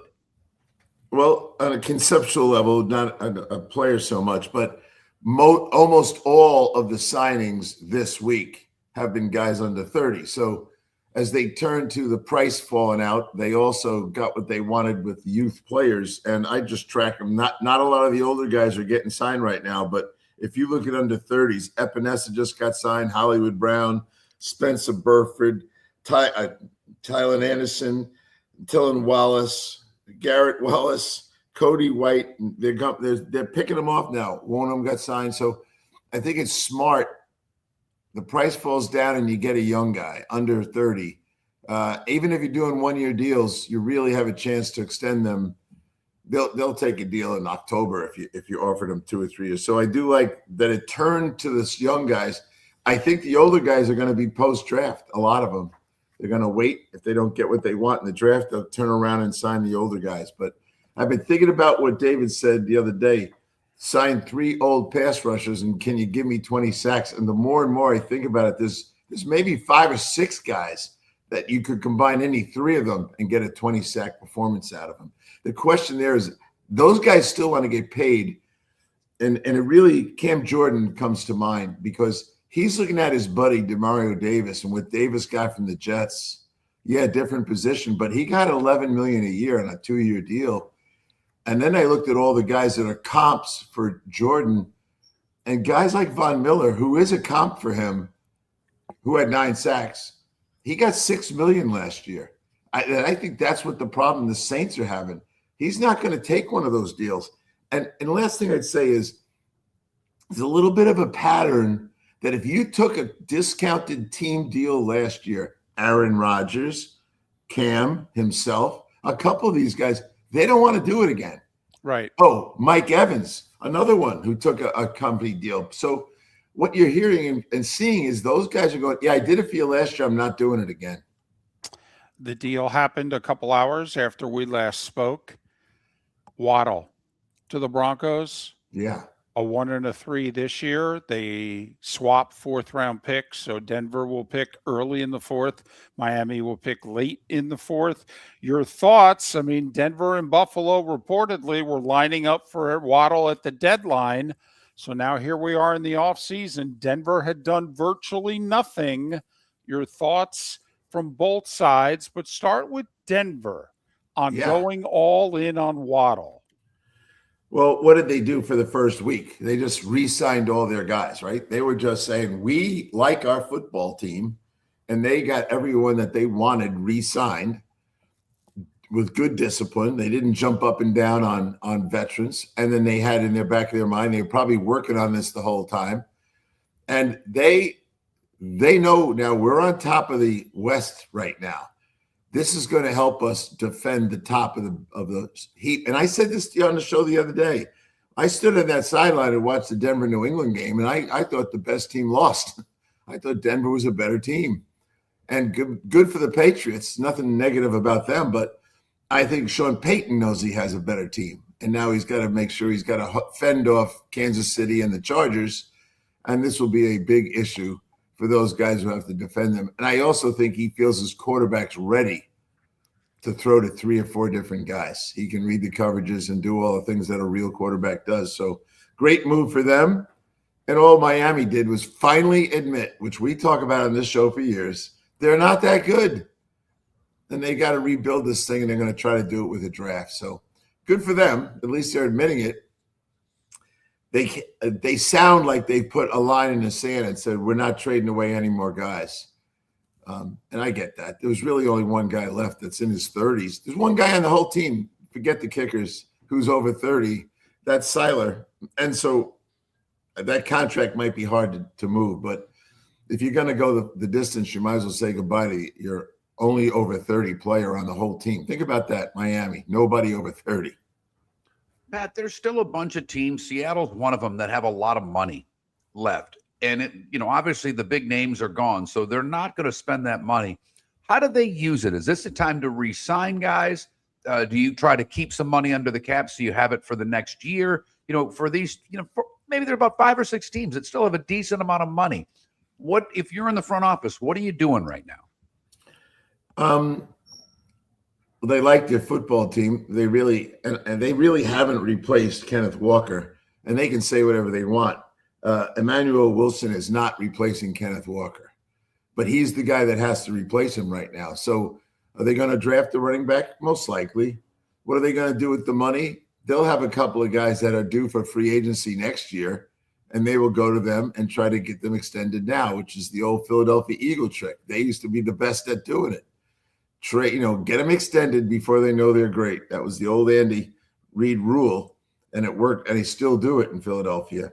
So I think that's what they're going to do with their money. But I still think, and I said it on this show last Tuesday, they got enough money to take one big splash, and maybe it is someone like Crosby. Who knows? But they could do it. So I would hold out that, because John, the GM, is a deal-making maniac, and he will do enough to know it. He's also going to maybe move around in the draft. So there's still work to be done there, and I think John can't help himself. He loves action. You go back and study those guys. The other thing about Seattle is, if you really want to get some insight to John, pay very close attention to the best players at the Senior Bowl. He drafts a lot of Senior Bowl guys, and maybe he likes watching them practice. But over the years, it's been a lot of those guys. And if you thought there were some guys that were kind of outstanding there, you look for him to go sign those guys. Nobody pays attention to backup quarterbacks like Miller and Moulton, except maybe for you. Andy Dalton, 38-year-old Andy Dalton, and the Eagles are going to bring him in, and I'm assuming to be their backup, that they would push Tanner McKee aside or maybe even move him off the roster. There's a couple interesting things here. One, this has got to be at the new offensive coordinator's behest, because I happen to know for a fact that the Eagles really like Tanner McKee. The guy who's in New Orleans loved Tanner McKee. They tried to acquire him when he got the Saints job. Eagles wouldn't trade him. That's why they drafted Shuck. Okay, so the fact that they're moving off of Tanner McKee a year after, I knew there were people in the organization that liked him a lot. Okay, but Dalton at 38 on a Super Bowl contender as the backup. That's interesting, isn't it? Yes. I don't think it personally, Tanner McKee did enough, and he's got more touchdowns than interceptions in his limited play that I don't think they're moving him. I think they got their cake and they're eating too. They're going to be able to keep the young developmental guy. And what did they give away? A 2027 seventh rounder? Right. Yeah, well, that's nothing. That's a zero compensation deal. Well, you and I know how to do that. You take your sixth rounder, move down 4 spots, and someone gives you a seventh for it, and you're back in business. So they have a security blanket of the older guy. And maybe they kind of think of Andy as someone that can actually talk to their quarterback, who seems to have moments of hostility while playing, practicing, and performing, period. So Andy's not going to hurt anybody. And he's there. Maybe someday they think he's a coach, for all I know. But Andy's just a security blanket of experience. And I do think that the quarterback, their starting quarterback, would probably benefit from getting to know Andy. And there's a little communication issue with that guy sometimes. Pat, when you look at, Kansas City's gotten younger. There's a bunch of teams, Washington's gotten younger quickly. Pittsburgh stays old.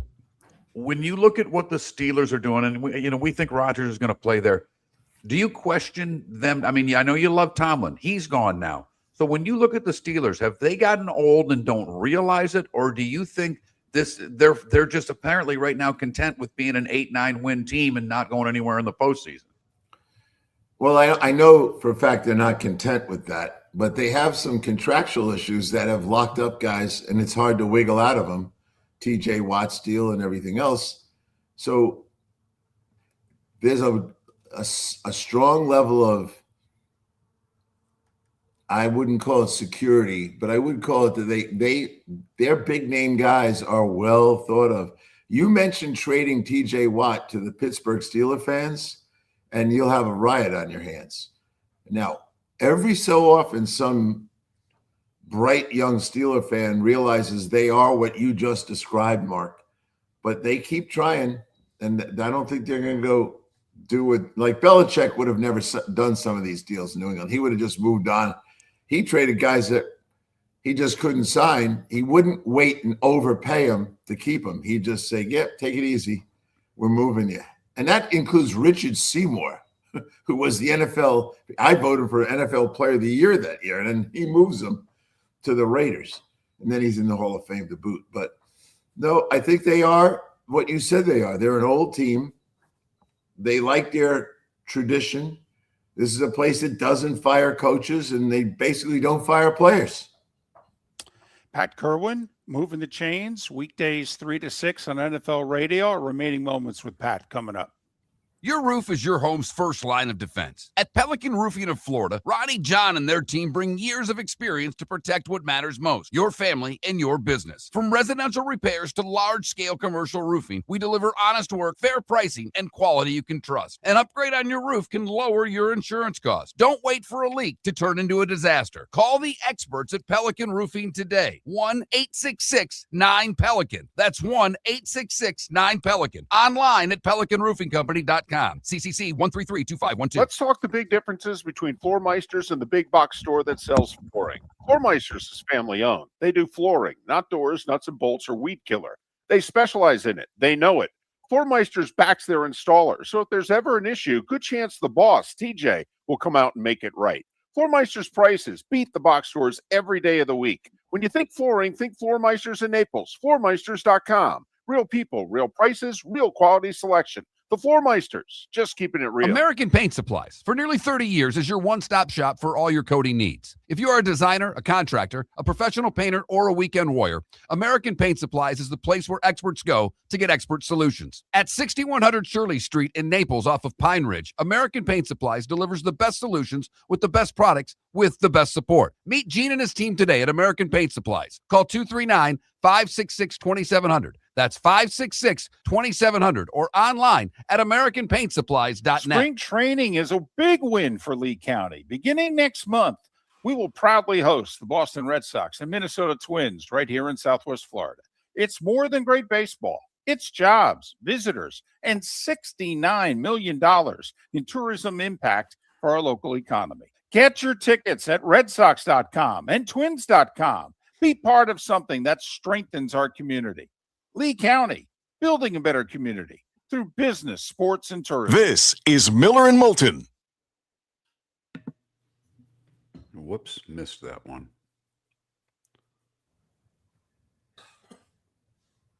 Muted the wrong mics too. I know I made a mistake. Thank you so much for pointing that out. I just said that. I apologize to you and all the listeners for playing the wrong commercial. I made a mistake. I'm sorry. Holy Jesus. If we do something wrong, Pat, boy, do they let us know in a hurry. Don't let it bother you.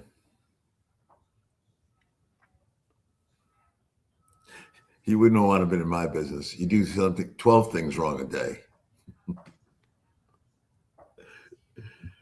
Yeah. It's always easy. And it was that commercial. It wasn't those commercial. It was one commercial, guys. Made a mistake. I'm sorry.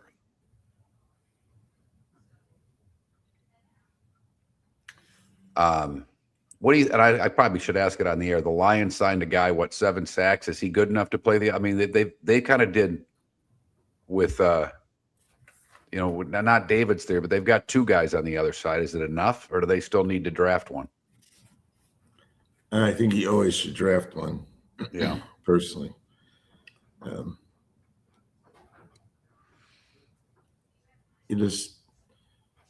First thing is you're protecting against injuries, right? You can't win if you don't have 2 guys rushing.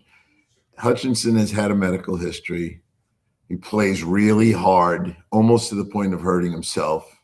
He's like, and he gets his limbs extended all over the place. If you ever watch him, yeah, it's amazing. I know that's a great point. He's not compact. He's a wild man.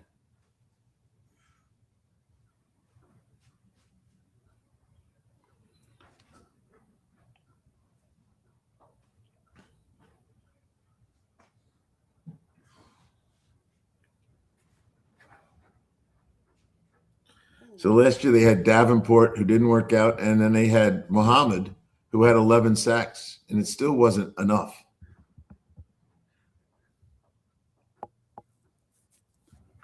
Now, that's a team that should take one of the older guys.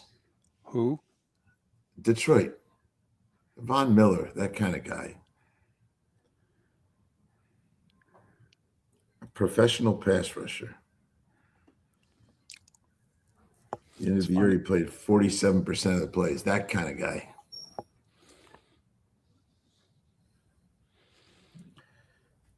Yeah, I think I would sign the Saints guy if I was Detroit. Yeah, I would too. I do like the mocks at the Proctor. I don't know what you think of him as a tackle. He keeps falling to Detroit, the Alabama guy, and 2 or 3. I spent some time with him. That guy's an athletic freak. He is. His weightlifting numbers for a guy with as long arms that he has is almost impossible. Yeah, but can he play though? Yeah, he can play, but I don't think at the end of the day he's a left tackle. Well, problem. I think he's, you got to have more savviness. He's a brute. He'd be over on the right side, pushing a running pile. Pat, when you do, I'm sorry. What? Oh, no. I mean, and Sewell's on the right side. Can he go left? Is all I was going to say. I think they're ready to do that. I think they have to, don't they? Mm-hmm. But a lot of guys who drafted premier tackles and on the right side, they're waiting to move them over. Pat, when you do linebackers, I'd be very curious your scouting report on Sonny Styles there, because I think he's a top 5 player. I think he's a workout guy. I don't. I've spent enough time with him. I think you guys need to start here. Yep. I think that guy's football IQ, and everyone wants to call him Simmons, Isaiah. I said, he's not that. Because he's played 3 spots, I think he's a top 5 player. And I love the guy. And if you talk to him, you should get him on your show. Oh, my goodness. I think he's He knows a lot of football. I think he's the fourth best player on their defense. I don't know what that means. Oh, it means that I don't think he's a top 5 pick. Yeah. I'll tell you, beware of Reese. He got anointed and he has not played a lot of football, and he's got a body of a child now. It is not built. Welcome back to Miller and Moulton. Text the guys what's in your mind at 21,000. That's 21000. And now, here's David Moulton. 21 minutes past the hour. Mike Miller will join us in a little more than 15 minutes' time from the field of 68. We'll get back to the brackets. For the record, Mark has Michigan cutting down the nets. I have Arizona. We did our picks last hour. We'll recap them with Mike Miller coming up in a little more than 15 minutes' time. Our remaining moments with Pat Kirwan. NFL Radio's moving the chains, weekdays 3 to 6. Pat joins us, courtesy of Pinchers. Tampa to Key West, all points in between. Pinchers, where you can't fake fresh. So when do the draft debates start inside the office? Because you and I were just having one during the commercial break. I'm just curious, when do the draft debates start? Well, they have started. Depends on how many of your scouts are still out on the road running around pro days. But they've already started because your personnel directors, they've got to be constantly talking about what's left in the free agent pool as it gets diminished, and how does the draft stack up to what's left. So, example, do we sign a veteran 35-year-old pass rusher, or does the draft have 5 or 6 guys that are worthy of us taking one? You got to keep doing that because the pro board is moving around. It's getting cleaned up in a lot of ways, and people are being taken off that board, and you got to know what's going on. So those guys are talking all the time. And the college guys pay attention to what's going on down the hall in the pro office. I remember going down and talk to guys. I was during the pro side, going down and saying, hey, how's it looking in there? Because they'll give you updates, but they're not ready to confirm the depth of the draft class, but they're getting closer. So you're talking all the time because, hey, we got $5 million of cap space left. Is there a veteran we need to sign because the draft this week? And you can start figuring out where you think you're going to be picking. So those conversations are fun to have, and they're having them for sure.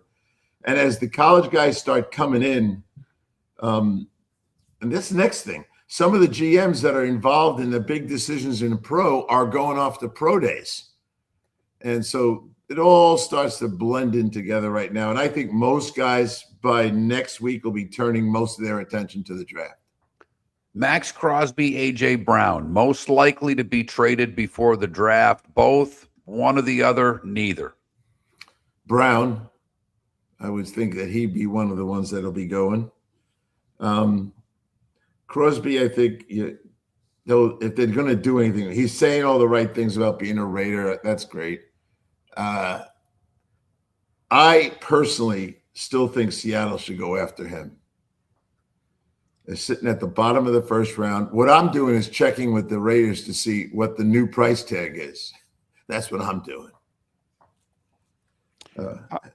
Well, are you sure he's got the leverage to get a new deal? I mean, seriously, the Raiders just signed him to one. He's under contract for years. He is not underpaid.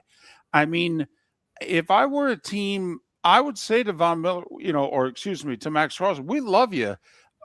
Not another dime, man. I mean, come on. At least you got to do something for us. I can't pay you for what you did for the Raiders. I mean, also, you're coming off a significant surgery here. I mean, he comes in as 15-plus sacks this year. Okay, maybe I'm willing to have a conversation, but I don't think it's unreasonable for a team to say to Max Crosby, not a dime, dude.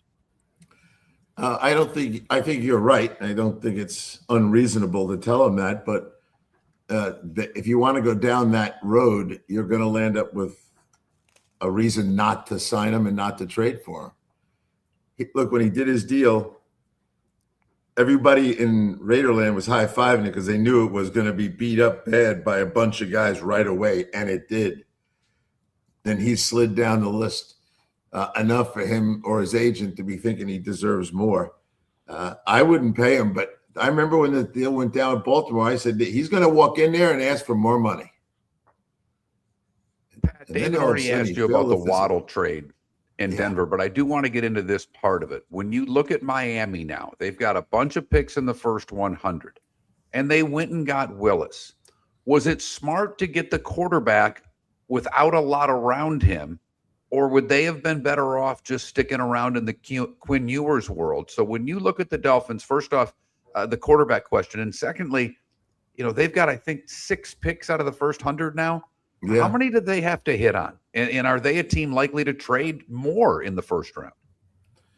I don't know if they'll trade more. They're going to have to, as I said, they only have one player over 30. So take the 6 players. Willis is there, but they'll play with Ewers probably if they have to. So I don't think that's a problem for them. Personally, they're the team I would, if I were them, I'd be signing Flacco and putting Flacco in that room because there's not enough playing experience from the 2 kids. It all sounds nice. Wait till you're out there. And 3 games into it, when someone has a whole history of who you are, Flacco to me is the kind of guy, he understands he's a backup. He's a helper. He's a contributor. He can play. There's a lot of things, but I would put a veteran like him in the quarterback room and help out with the development of the 2 guys, because you need at least one of those 2 guys, Ewers or Willis, to blossom. And look, they hired a bunch of Green Bay guys, and Green Bay thinks they know, and they have the intel on Willis, so maybe it'll work out. But he played in Green Bay on a much better roster than the one he's on now. Much. Pat, couple minutes left.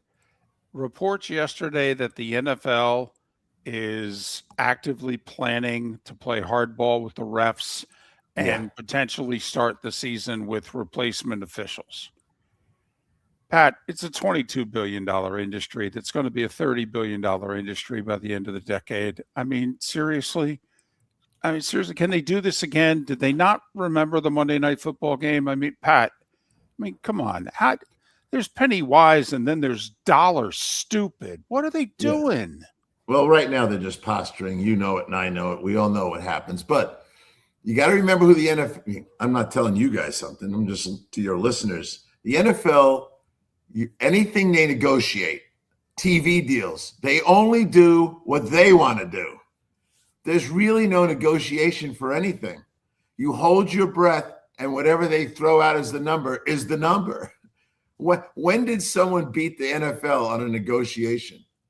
Naming rights, product rights, you name it. So they're not a group that thinks they have to compete in negotiations. Is it a dumb idea to threaten them with replacement guys? Let me ask you a question. Raise your hand, you 2 guys, if you think they're already using replacement officials, because I think they are. They don't even get guys from the Southeast Conference or the Big Ten. They don't. They're getting guys from minor league conferences, and I've talked to plenty of retired officials that complain about it and go, the game is too big for the guys they're hiring. So aren't they really replacement officials? Now, the officials have no leverage. There is no other place to go. So they're going to treat them like this and be prepared to make mistakes if they have to. But they'll settle. They'll expect the officials to fold. Will they ever be able to get the officials to be full-time? We've talked about this before, Pat. These guys all have great jobs. A lot of them like their jobs a lot. People want officials to be full-time. We've got about 30 seconds. Can they pull that off? I don't think they want to. I do think they want to put the head official, the white hat of all the crews, in a full-time position. But I don't think they want all these guys hanging around a building somewhere being monitored all week. I think they'd be very happy to have one guy on each crew, the lead guy, be full-time. That's a good public perception piece that they've improved something. But look, David gets it, and you get it about There's no leverage. Where are you going to go if you want to be an official? You should go back to college. If they keep treating you like this, go back to college. Well, a lot of them have retired in the last 5 years, that is for sure. He's Pat Kirwan, NFL Radio, joining us once again here on Miller and Moulton. Mike Miller and Bracket Talk is next. Is growing, and they want you to be a part of it. They're hiring new officers. Starting pay is between $74,000 and $90,000, depending on your experience. And with a $10,000 hiring bonus, you could be making $100,000. Enjoy paid holidays, off-duty details, plenty of OT opportunities. They're also hiring dispatchers and professional staff. So go to capecops.com. Capecops.com. Be brave, be best, be Cape. Mark Miller for Sleep Treatment Direct. They are helping me with sleep apnea. And by helping me, I mean curing me. No more CPAP machine. No more snoring. No more tossing. No more waking up exhausted. Their expert team got me the right treatment, fast and hassle-free. If you want to feel energized and get rid of your snoring, call Sleep Treatment Direct today. 444-1741. That's 239-444-1741. Sleep Treatment Direct. Sleep safe and sound. Let's talk the big differences between Floormeisters and the big box store that sells flooring. Floormeisters is family owned. They do flooring, not doors, nuts and bolts, or weed killer. They specialize in it. They know it. Floormeisters backs their installer. So if there's ever an issue, good chance the boss, TJ, will come out and make it right. Floormeister's prices beat the box stores every day of the week. When you think flooring, think Floormeisters in Naples. Floormeisters.com. Real people, real prices, real quality selection. The Floormeisters, just keeping it real. American Paint Supplies, for nearly 30 years, is your one-stop shop for all your coating needs. If you are a designer, a contractor, a professional painter, or a weekend warrior, American Paint Supplies is the place where experts go to get expert solutions. At 6100 Shirley Street in Naples off of Pine Ridge, American Paint Supplies delivers the best solutions with the best products with the best support. Meet Gene and his team today at American Paint Supplies. Call 239-566-2700. That's 566-2700 or online at AmericanPaintSupplies.net. This is Miller and Moulton.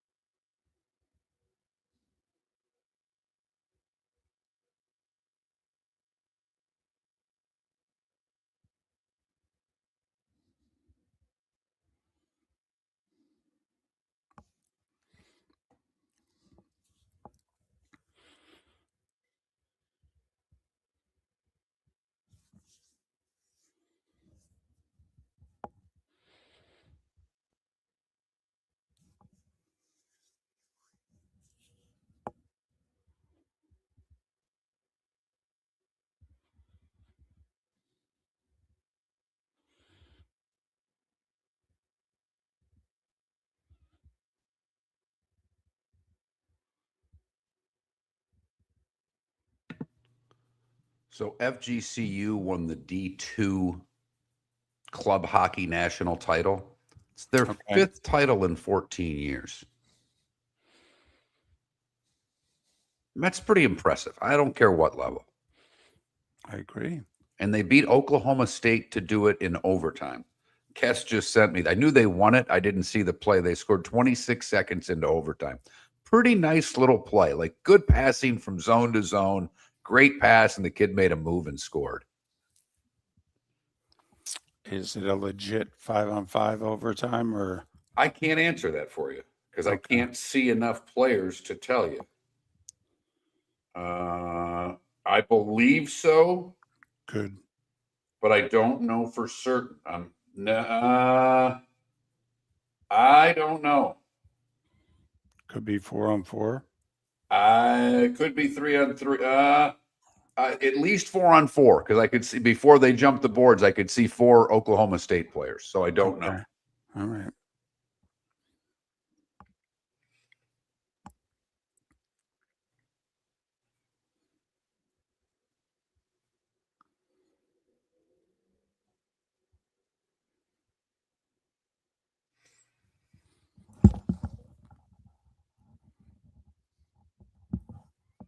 Got to get some bets in here.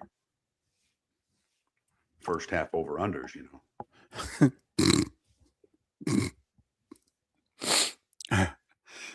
Now you're going to have me paying attention to stats that I never pay attention to. I may pay attention to a full game over under, but I never break down halves. I mean, I know there's a hell of a lot of money to be made. What is gambling about? Making money. Winning. I That's got all it. that matters. Okay? I know. Not saying you're wrong. Not criticizing you at all. It's a lot of people do it. Make good money doing it.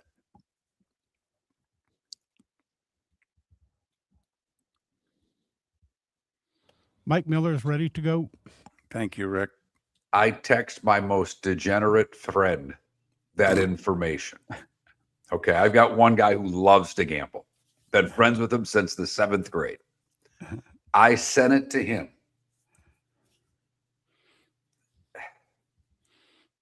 He comes back with, funny, my buddy studied this and said the same thing.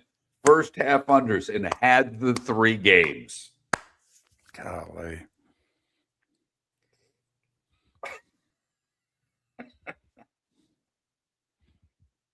Smitty would love that, wouldn't he? Yeah. Well, does he gamble? I don't know. I don't know.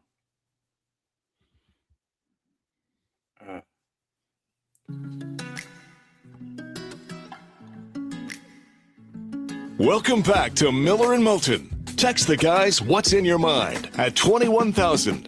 That's 21000. And now, here's David Moulton. 22 minutes till the top of the hour. We've talked a lot of hoops on the show today. We took a little break to talk some football. We're back to talking hoops on one of the 5 greatest days of the year in this country. Miller and Moulton, millerandmoulton.com, Miller_Moulton on X. We've been saying it for a few years. Nobody covers college basketball better than the Field of 68, thefieldof68.com. Mike Miller provides content for them. He's in charge of their daily newsletter. Follow Mike on X at Mike Miller F68. Mike Miller F68. Mike, it's David and Mark. Thanks for joining us, especially on this day. How are you? I'm good, guys. Thanks. I assume the other 4 days were Selection Sunday and the other 3 days of the NCAA tournament this week? I was going to say you could claim that, although that's really only 45 minutes. You could claim tomorrow also as today and tomorrow as 2 of the 5. And I don't know how many people would give you a hard time. Hey, listen, if you have a bias and you've acknowledged it, you're a big Kansas fan. I'm just curious, how much can you trust your Jayhawks this year? We're still within that 5-year window of a national title. So I don't think you have to complain or trust or anything. I don't trust them a lot. They're certainly a team that I could see being just fine into the Sweet 16 and then giving Duke all it can handle. Or, Dominique Daniels goes off tomorrow night for Cal Baptist and they go out in the first round. So do I trust them? No, but I am looking forward to seeing what they can do. Look, give us a couple double-digit seeds because we think this is a really chalky tournament. This is as top-heavy as basketball collegiate side's ever been. There are some very good teams out of the top 16, even the top 20 if we want to take the 5 seeds into account. Give us some double-digit seeds that you like today and tomorrow. Well, the obvious one is one in your guys' neck of the woods, and that's South Florida over Louisville. Louisville won't have Mikael Brown Jr. for its game today, and South Florida was already going to be a real popular upset pick without Brown. I would take them without thinking twice about it. VCU over North Carolina is another one. VCU is another team that gets the benefit of a power conference team playing without his big star, and North Carolina not having Caleb Wilson. That one's not quite as good, but when you weigh the teams, I think over the last 15 games, VCU in performance metrics actually comes out ahead of North Carolina. Those are two of the popular ones. The other one that picked up steam since Monday because of Aiden Holloway's decision to have almost 2 pounds of marijuana in his residence is Hofstra over Alabama. And that'll be an interesting one because Hofstra's got size. It's got really good guards. The question will be, can they catch a break and have Alabama not catch fire from outside? So those are three that you would circle right off the bat for top seeds that could win a game the next 2 days. Mike Miller, the Field of 68, fieldof68.com. Follow him on X, Mike Miller F68. Mike Miller F68. And I'm assuming you did too. If I'm wrong, call me out. But late in the year, the thought was, hey, we got, 3 teams that have separated themselves. And for a moment, the Gators looked like maybe they were the 4th team. Well, now it's tournament time. How many of the 2s and 3s and 4s upon further review do you go, I think they got real good chances to prevent 3-4 number ones making it to Indy? Oh, really good chance. I mean, you guys have probably talked about your Gators a lot this week. I don't think that they got any favors by the tournament committee. I think it's the case of they'll probably win their first 2 games in Tampa, and then they're going to see Vanderbilt in Houston for the Sweet 16. And we all know how Vanderbilt played against them last week. And then playing against Houston in Houston, most likely in the Elite Eight, I'm taking Houston out of that region. I think Duke is vulnerable, mostly because of their injuries. They'll get their big guy, Patrick Gongba, back for Saturday's game, but it doesn't look like Caleb Foster is going to be back anytime soon. John Shire was pretty mum about that. So right off the bat, that's the left side of your bracket. Both 1 seeds, I think, are in significant danger. I don't think I could say the same for the other 2 1 seeds. I think Arizona has a terrific draw. Nobody plays defense in that whole region. As long as Arizona does what it always does, which is score the ball efficiently and body up people, they're going to make it out of the West. And Michigan sure seems like it's headed for a showdown with Iowa State. And if I'm Michigan, I like that. I worry a little bit about my guard depth against Iowa State, which has terrific ball trapping and pressure around the perimeter. They're going to miss LJ Kaysen, but you would think at least 2 of the 1 seeds will not make the Final Four. And in this year, that's a pretty good scenario. All right. The Big Ten's gone a long time without a title. It was Sparty, 1999. So take Michigan out of it because I do think we all think they're clearly the best team. Who's the next best Big Ten team to get to a Final Four? We've watched Purdue struggle. Sparty has some good years and some bad years. Illinois got a nice team as well. So when you look at Illinois, Purdue, Wisconsin, Michigan State, is there one you think that has the best shot to get to a Final Four? But certainly those 3 are excellent bets. I would take all 3 of those to their Elite Eights. I think Michigan State will beat UConn.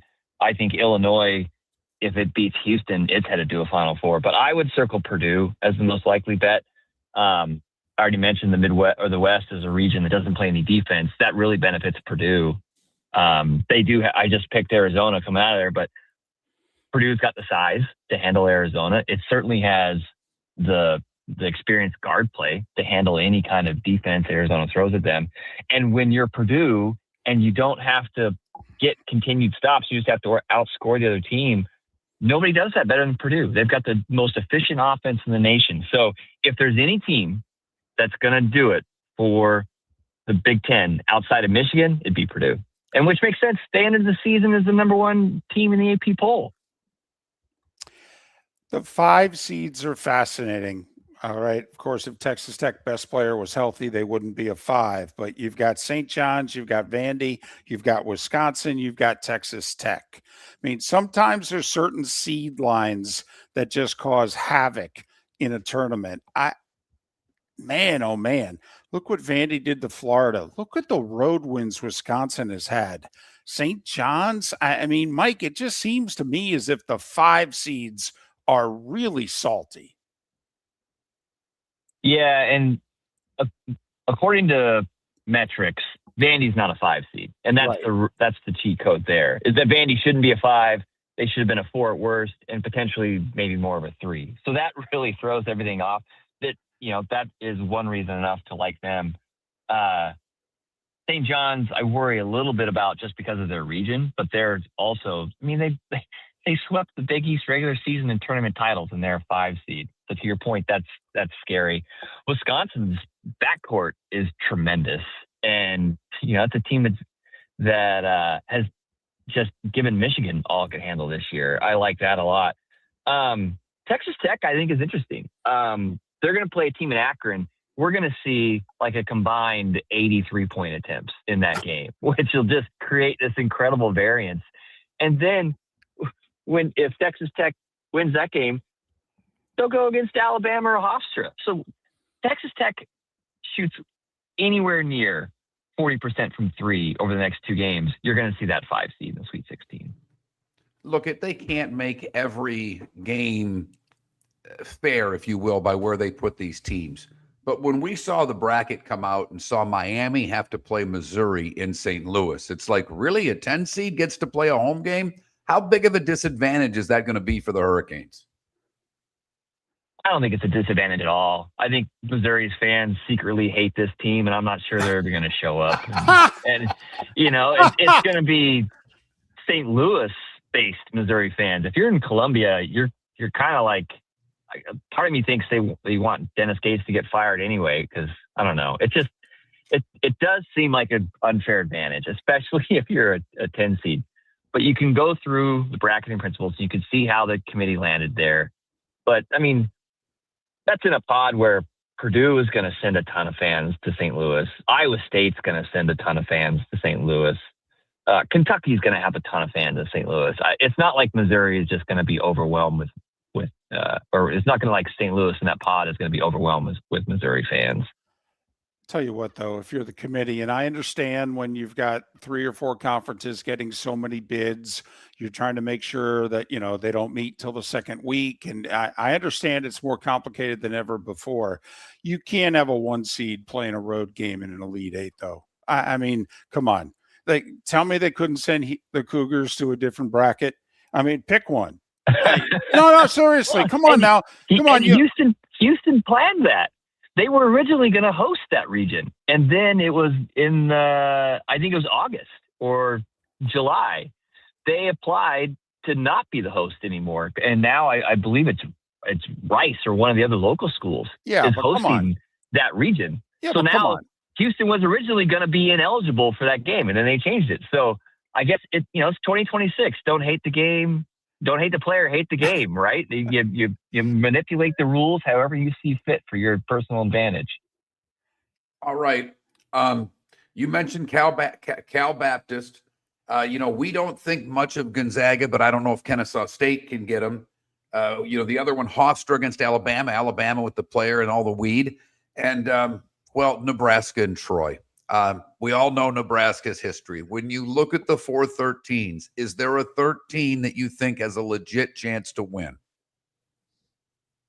I think Troy has a legit chance to win. I don't think they will win. I think Nebraska is really good. And I think, Troy's got a big guy that loves to shoot threes, but he only makes 20% of them. I wouldn't pick any of those in my bracket. I definitely think of the 4, Arkansas is going to roll Hawaii right off the court, and I think Kansas will be fine. If you had to pick one, it would be Troy over Nebraska, but I don't like any of those. Oh man, I don't know if I could handle it. Come on. I feel, come on. And Vandy's going to beat Nebraska anyway in the second round. I mean, give them their tournament win. I don't know. I'm getting soft, Mike. I don't know. what to tell you. Most overrated team in the field, I think it's Gonzaga, to be honest with you. I think Vandy and Gonzaga should have flipped seeds.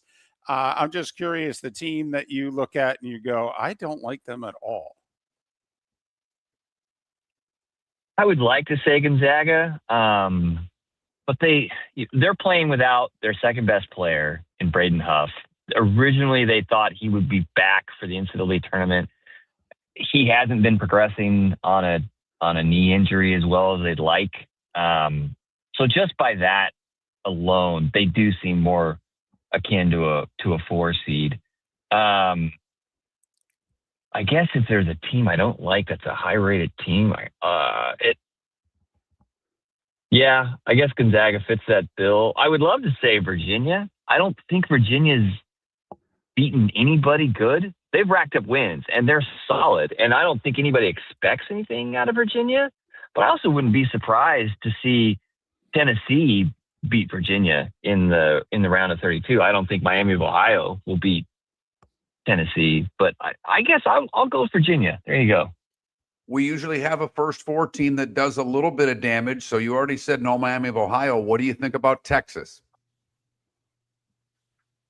Really good. I think they're going to beat BYU. And then Texas, obviously, it sounds like you guys would be happy to see Texas take down Gonzaga. So there's your first 4 team that makes the Sweet 16. Mike Miller, the Field of 68, fieldof68.com. Follow him on X, Mike Miller F68, Mike Miller F68. Mike, mean it. You and your team do an amazing job covering college hoops. We know how busy you are these next few days. Thanks for making some time for us. Thanks, guys. Enjoy the games. Mike Miller joining us on the American Paint Supplies Hotline, your one-stop shop for all your coating needs. Well, he likes South Florida. He likes Texas.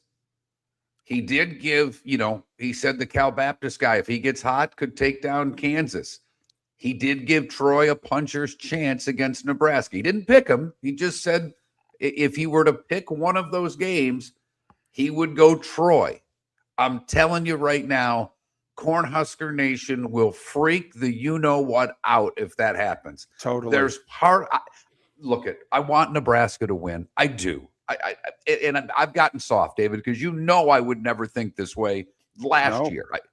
And maybe it's because I've got a guy that I really like that's a Cornhusker. And for his kids, I would like them to win. But damn it, I want that game to be 58-57 when the last media timeout happens. Totally. I want them to sweat that thing out till the bitter end.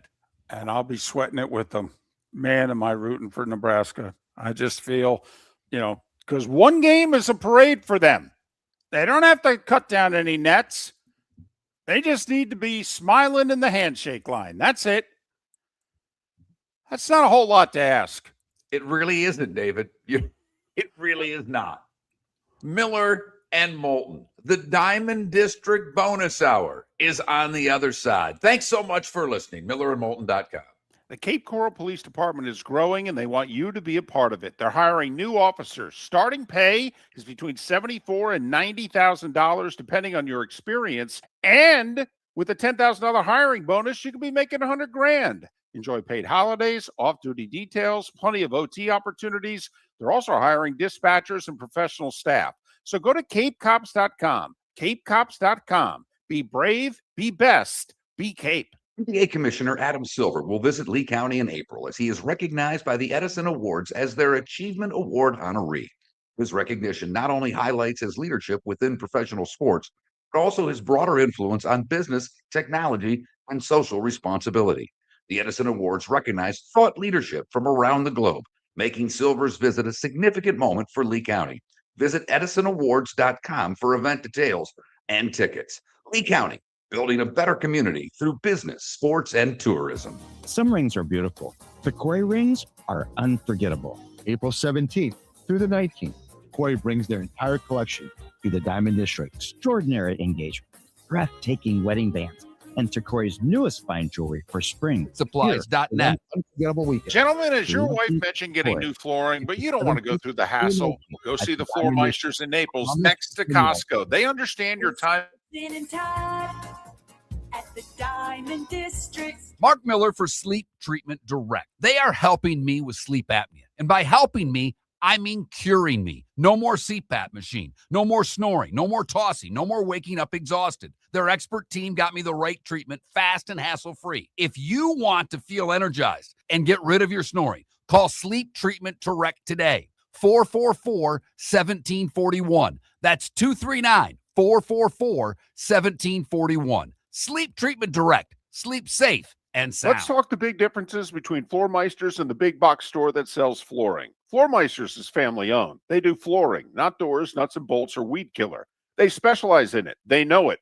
Floor Meisters backs their installer. So if there's ever an issue, good chance the boss, TJ, will come out and make it right. Floor Meisters prices beat the box stores every day of the week. When you think flooring, think Floor Meisters in Naples. Floormeisters.com. Real people, real prices, real quality selection. The Floor Meisters, just keeping it real. American Paint Supplies, for nearly 30 years, is your one-stop shop for all your coating needs. If you are a designer, a contractor, a professional painter, or a weekend warrior, American Paint Supplies is the place where experts go to get expert solutions. At 6100 Shirley Street in Naples off of Pine Ridge, American Paint Supplies delivers the best solutions with the best products with the best support. Meet Gene and his team today at American Paint Supplies. Call 239-566-2700. That's 566-2700 or online at AmericanPaintSupplies.net. This is Miller and Moulton. That's why Rick's bounced out twice. I don't know what's going on. It's not us, obviously. Right. Something's going on back at the station. This is kind of critical because he puts us out on satellite. That's the second time we lost him that break. I don't know what the hell's going on.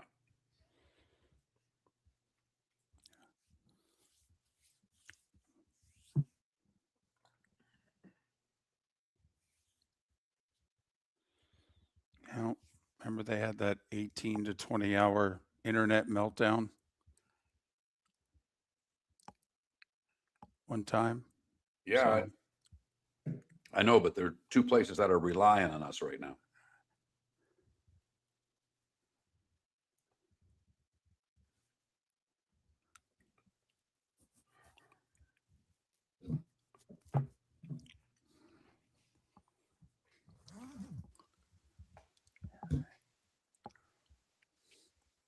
Well, what's the story there, Rick? Have you got the engineers in? I mean, obviously, we need to get this hour out to our affiliates.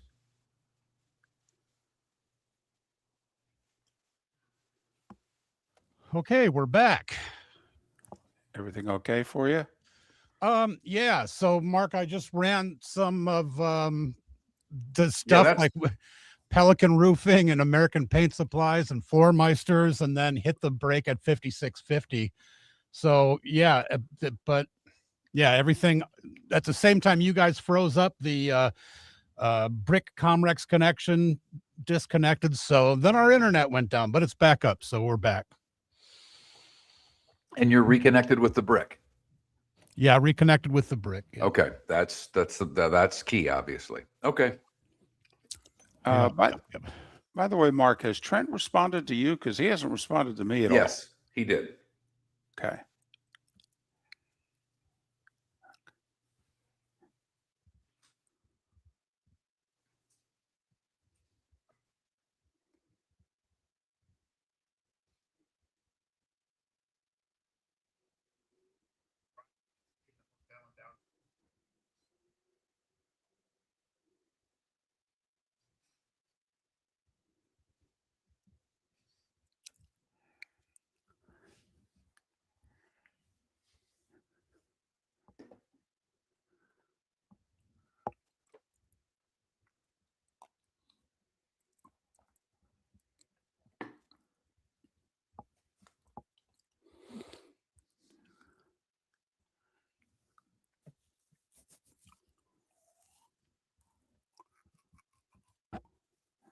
Only a couple of years ago, though, Mr. Spivey, what was it, 22 or 23? They finally won theirs? Joe, if you didn't just hear that, we had a problem with the flagship station. I appreciate your concern. Thank you very much.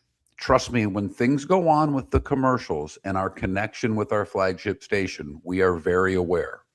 While I appreciate you popping in It is the most important thing in my world. It's far more important to me than any element of the on-air product of our show because we get paid by the commercials.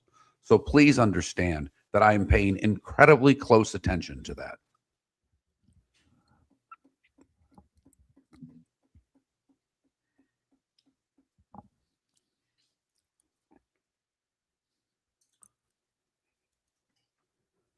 It would be more important to me, Joe, that you would frequent our sponsors and tell them that you listen to the show. That helps us far more than you complaining about a commercial to us, because trust me, we are well aware of what's going on. It's the most important thing in my world.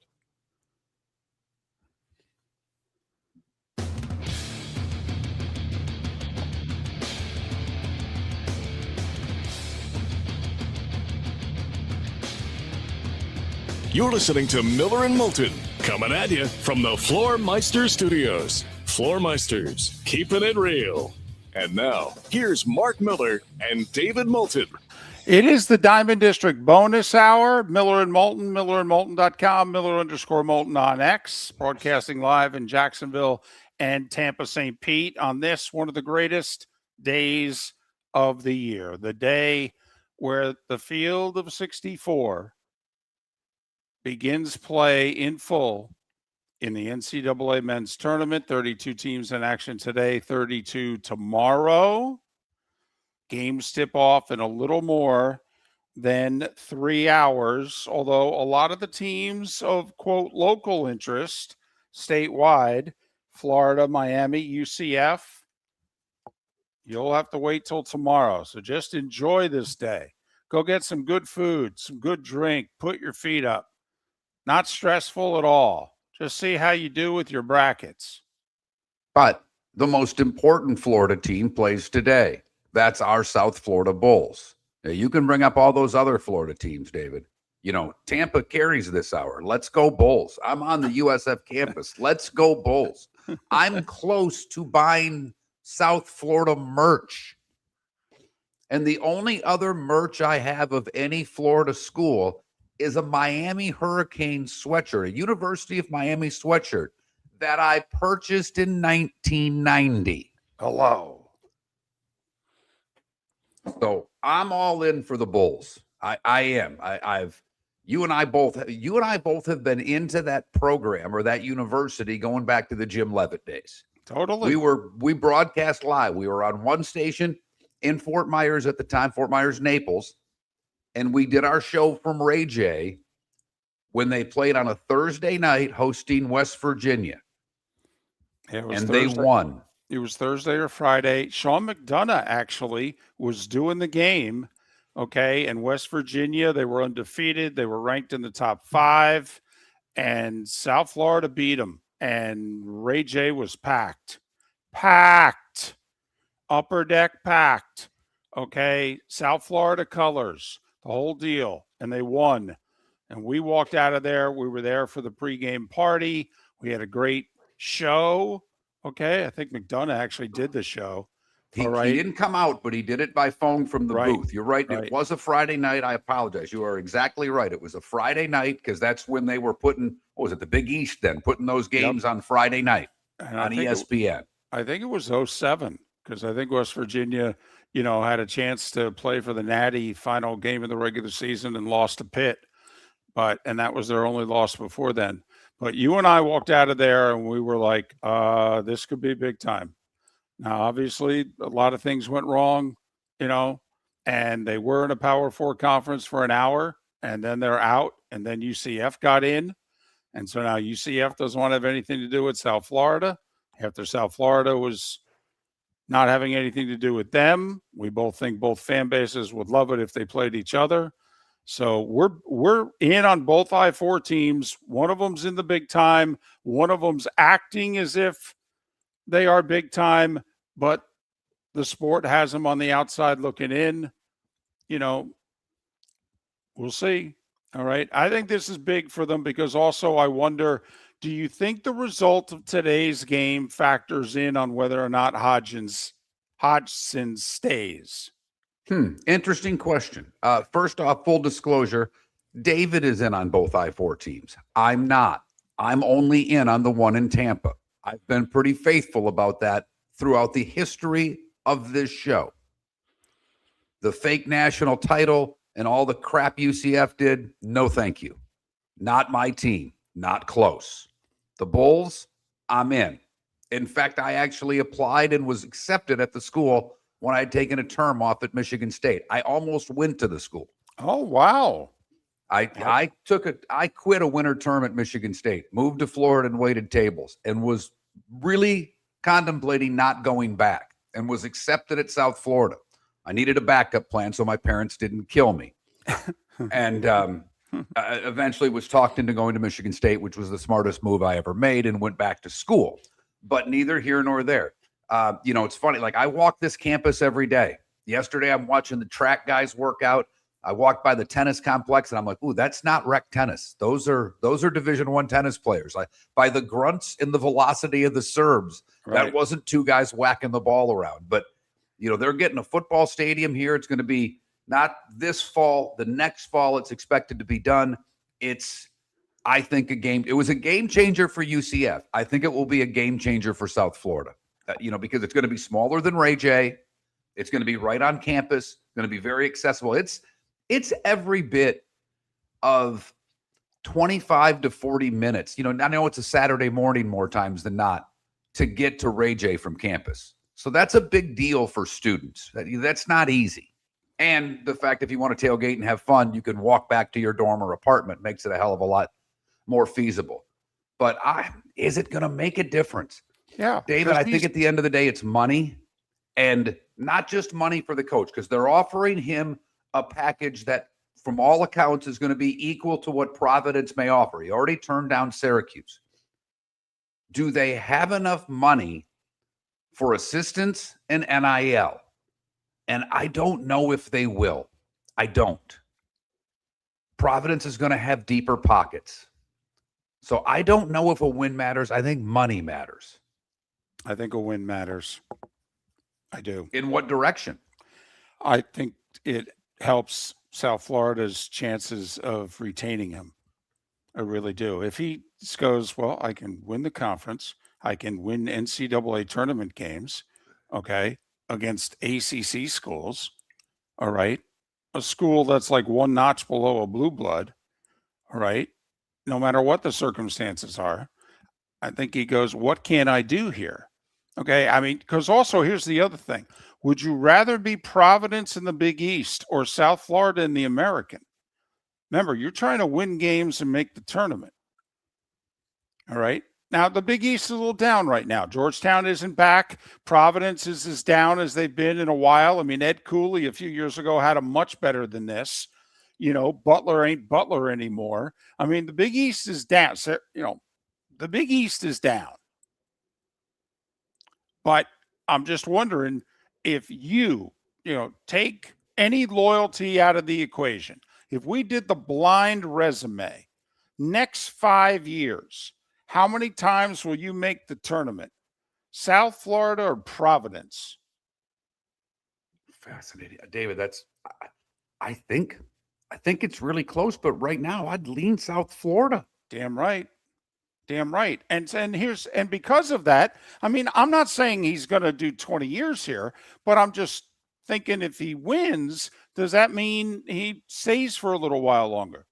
And he waits, quite frankly, for something better.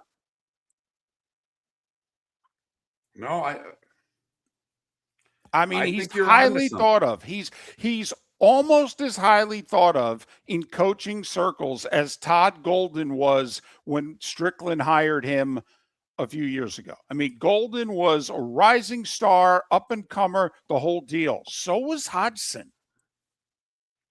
I mean, this was a remarkable, and the fact that they got him away from UNLV, okay, a lot of people went, ooh. So I put it this way, Mark, I think if he wins, he stays. Because I had to pull up the Big East. Obviously, you got St. John's and UConn that are at the top of that conference. We get it. But Providence, can they just get back to being like the third best team in that conference? You know what I mean? That means being better than Villanova, Creighton, Marquette. You mentioned Georgetown. They've been down for a while. I don't even expect them to return. But Marquette had an off year. They think a little bit of their basketball program. Yeah, 19 Villanova, losses. they think a lot of their basketball program. And they're they a tournament team, obviously. Well, they Creighton should. had an off year. They've been pretty good here the last decade. Well, and he's going to retire either this year or probably a year from now, and that's a huge loss when McDermott leaves Creighton. Okay, Providence. Xavier was down. You're right. The conference is down. But I mean, when you start thinking of who's in that conference, DePaul's a train wreck and they're going to be a train wreck. Georgetown's a train wreck. They seemingly are going to be a train wreck for a while. I know there's great history there, but no one's been able to figure it out. And, they've had 1 or 2 good years in the last 20. Correct. I hope they give Ed Cooley a chance because I think he can do it. Okay, but, I mean, if you're you've got 3. Villanova's practically a blue blood with what they've done here. Yep. So you've got UConn, as long as Pitino's at St. John's, and Villanova. But I mean, that means at best, by the way, Providence on its best day is the 4th best team in the Big East, consistently. Okay. Where in the American, you've got Memphis. Yeah, you're top 2. You're top 2. Memphis and Wichita State, that I look at that have a basketball history that have been good at different times throughout time. Right. But if you're Hodgson, you're looking at your place, you're like, well, we're top 2 in this league. Memphis had a really down year this year, but they got great history. Penny has another down year. They'll replace him and people will want that job. But I mean, you're thinking of yourself as, we're one of the 2 best teams in this conference going forward, period, end of sentence. All right. Meanwhile, on your best day at Providence, seriously, your best day, no better than 4th best team in the conference. Right. And as we mentioned, now he did it here at South Florida with a lot of transfers, but believe it or not, the Florida depth of talent from a high school standpoint is pretty damn good. Yeah. Well, and you can live in the transfer world. Yeah. I mean, but it's not like Pitino's signing high school kids. I mean, every one of his St. John's teams is almost all transfers. You can live in the transfer world and be a top 20 program. And at South Florida, you can steal guys from conference. They may be stealing American kids to go to Power 4 schools. It doesn't mean you can get the kid. You can't get the kid from North Florida that went to Tennessee, if you know what I mean. The A-Sun kid. Like he got a D2 kid this year that turned out to be really good for him. Doesn't mean you can't find the depth of player and get them here at South Florida. So I think it's really important, though, that they win. Okay. I hope they do. It's the game I'm most looking forward to today. I got to admit, I'm Troy, Nebraska. I don't know if I can function until the Troy, Nebraska game is over. Honestly, I don't know where all this Cornhusker started saturating. I feel like I'm a piece of meat and you poured olive oil in and I'm just the meat sucking up the oil in the pan. But I swear I can't function until I know the result of the Troy, Nebraska game. David, I think it's far better that you think you're just sucking up the oil and not getting hit with the hammer to be tenderized, because that's the fear for Nebraska right now. If it is just the oil seeping in with maybe some salt, pepper, that's fine. Right. If the tenderizer starts coming in and beating you down, Cornhusker, then you're got screwed. A real problem. Miller and Moulton. Your roof is your home's first line of defense. At Pelican Roofing of Florida, Ronnie John and their team bring years of experience to protect what matters most, your family and your business. From residential repairs to large-scale commercial roofing, we deliver honest work, fair pricing, and quality you can trust. An upgrade on your roof can lower your insurance costs. Don't wait for a leak to turn into a disaster. Call the experts at Pelican Roofing today. 1-866-9-PELICAN. That's 1-866-9-PELICAN. Online at pelicanroofingcompany.com. CCC 1332512. Cape Coral Police Department is growing and they want you to be a part of it. They're hiring new officers. Starting pay is between $74,000 and $90,000 depending on your experience. And with a $10,000 hiring bonus, you can be making $100,000. Enjoy paid holidays, off-duty details, plenty of OT opportunities. They're also hiring dispatchers and professional staff. So go to capecops.com. capecops.com. Be brave, be best. Be Cape. American Paint Supplies, for nearly 30 years, is your one-stop shop for all your coating needs. If you are a designer, a contractor, a professional painter, or a weekend warrior, American Paint Supplies is the place where experts go to get expert solutions. At 6100 Shirley Street in Naples off of Pine Ridge, American Paint Supplies delivers the best solutions with the best products with the best support. Meet Gene and his team today at American Paint Supplies. Call 239-566-2700. That's 566-2700 or online at AmericanPaintSupplies.net. Let's talk the big differences between Floor Meisters and the big box store that sells flooring. Floor Meisters is family owned. They do flooring, not doors, nuts and bolts, or weed killer. They specialize in it. They know it.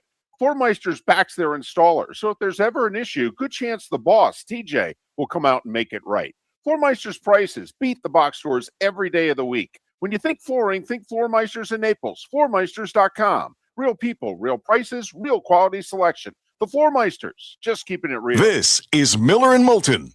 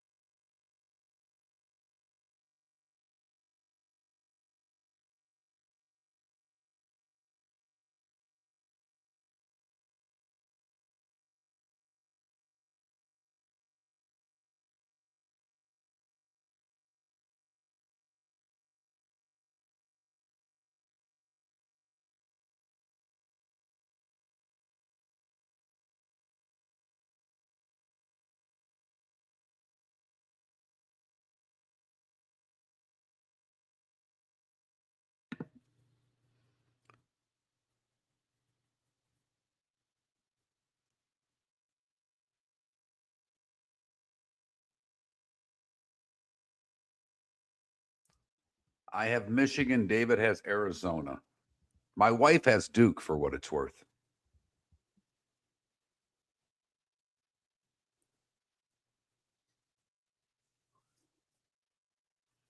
Without question, the chalkiest bracket I've ever filled out. Not even close. Not even close. How much, even though you knew it was supposed to be chalky this year, did you have to resist not picking a crazy bracket today, David? Oh, no. I really, Cal Baptist, Kansas. I was pouring over that one. Which wouldn't have been a bad pick because I think you've got St. John's. You know, that's always what I look at. If you're going to pick a 4-13, 5-12, oh, you start right at the beginning, Canada Relief. You start with the first round. You don't start with your winner and go backwards. No, never, ever. You know, I really, Gonzaga, Kennesaw State. You know, I really, because I look for just little pods that I think could be soft. Like St. John's scares me in a tournament because they can go 10 minutes without scoring. And they don't have a true point guard. Canada Relief, I have to be honest. If you put your milk in before the cereal, then you're a communist. You can't do that. You can't. How do you get enough cereal in the bowl? Cereal has to go first.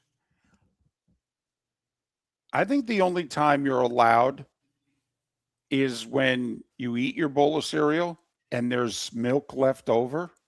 And you go second bowl. That's and then second bowl, you could do half and half, where then you put the cereal over the remaining milk and then you pour the milk back in over it. Otherwise, I'm fine with that because you've already gone through most of your milk, and you look at it and it's got that cereal flavor to it. You're like, right. It's like an discolored. Apple Jacks, which I used to love. It's got that little reddish orange hue because I don't even know if they're colored anymore because of the food dye thing.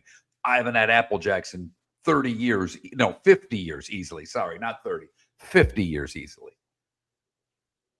40 years. I may have had some in high school. That's possible. The 6-pack with the Sugar Smacks, the Apple Jacks, Fruit Loops. What else was in that? The honey, the corn puffs, which I hated. Frosted Flakes. Thank you, honey. Yes. They were gone. The Apple Jacks and Frosted Flakes fought for who went out of the 6-pack first. Honey Nut Cheerios? I think it was. Might have been regular Cheerios back then, before Honey Nut.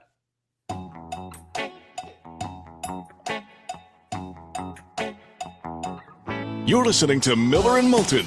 And now, here's Mark Miller and David Moulton. 21 minutes past the hour on this great day in America. One of the 5 best of the year.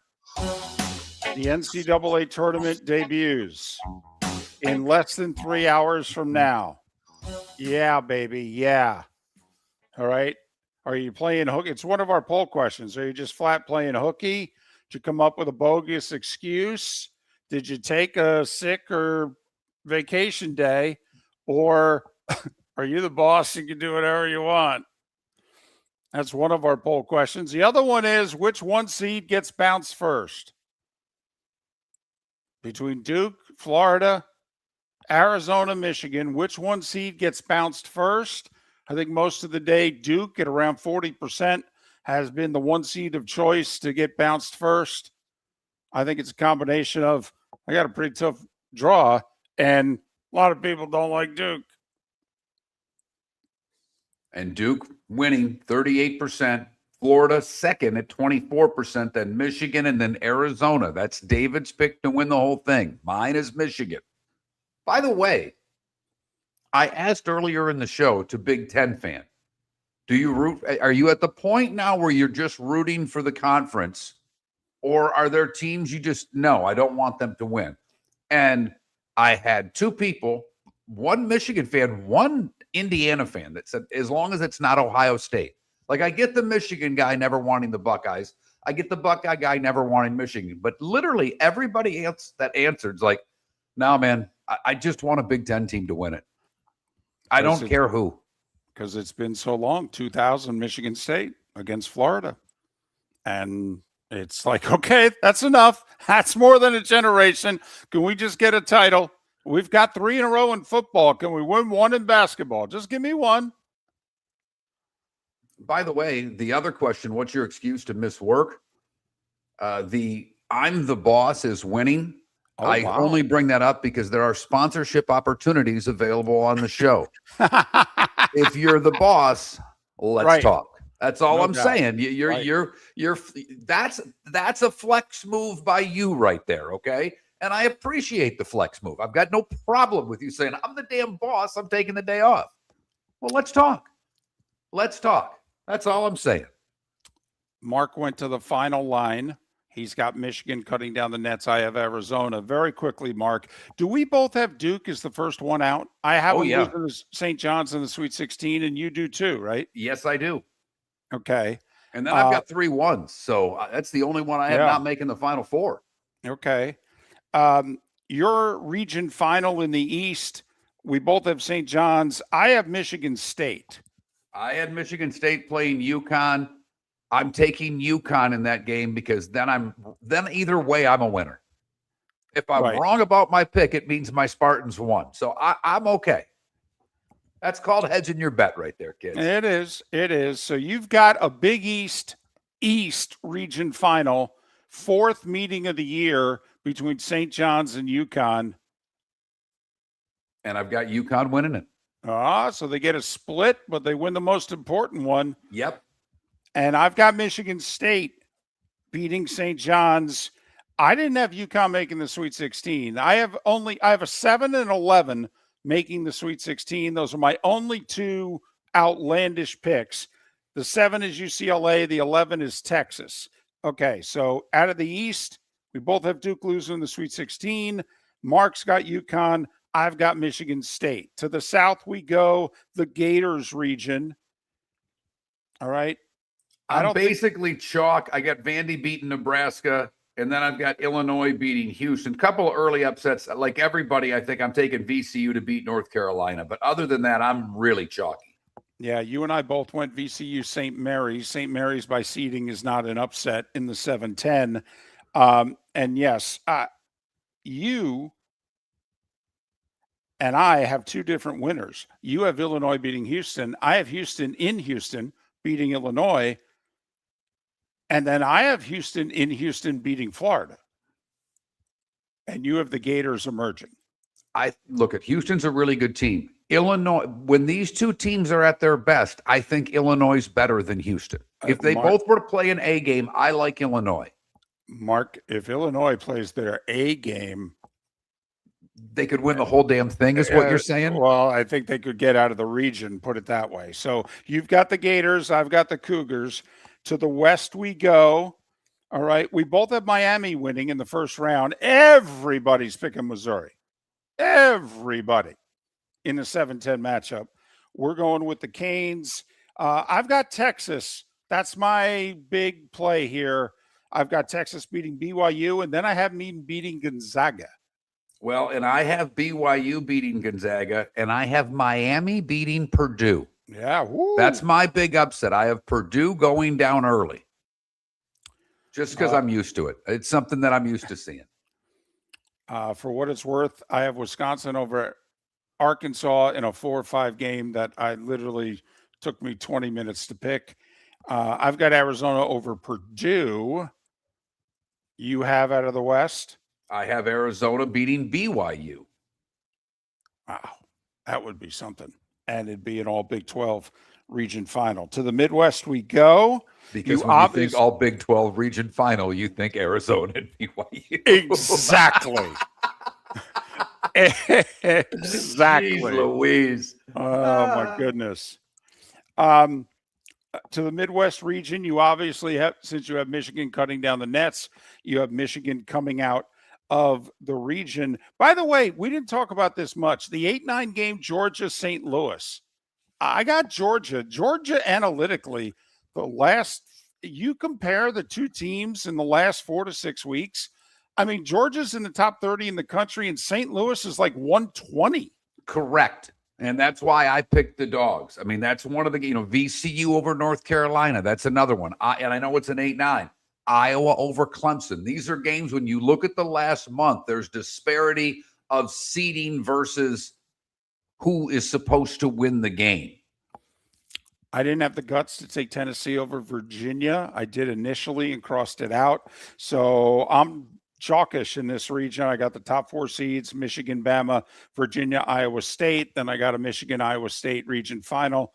I got Michigan emerging. How chalky are you? I've got Virginia beating Iowa State, but I've got the top 4 all advancing. I do have 2 upsets. I have Santa Clara beating Kentucky. That's a 7-10 game for the same reasons that I just described. And I think you and I both have the same thing. We have another MAC attack. We've got the Zips taking down Texas Tech. Yep. That's surely not going to happen since we both picked it, by the way. No doubt. And we both took Santa Clara over Kentucky. So Kentucky's going to play to their payroll, okay, and win that game. So there you go. Final 4. Mark's Final 4 was UConn, Florida, Arizona, Michigan. And then you have it Michigan, Florida. And Michigan winning. And the Big Ten drought ends at 26 years. Mine is Michigan State, Houston, with Sparty winning in Indy. And then Arizona, Michigan with Arizona winning. And I have Arizona cutting down the nets. So I'm curious. You have 3 1s and a 2, right? That's right. Okay. So your Final 4 adds up to 5. Mine adds up to 7. 2 1s, a 2, and a 3. By the way, the most bet money lines today, South Florida, number 1 at plus 150. TCU at $1.25, too. High Point, who is playing Wisconsin at plus 360 is next. Wow. The 4th most bet money line at plus 650. Don't do it to me. Don't. It's 8. It's number 8. That's Troy, David. Troy. And then VCU is the 5th most picked money line game.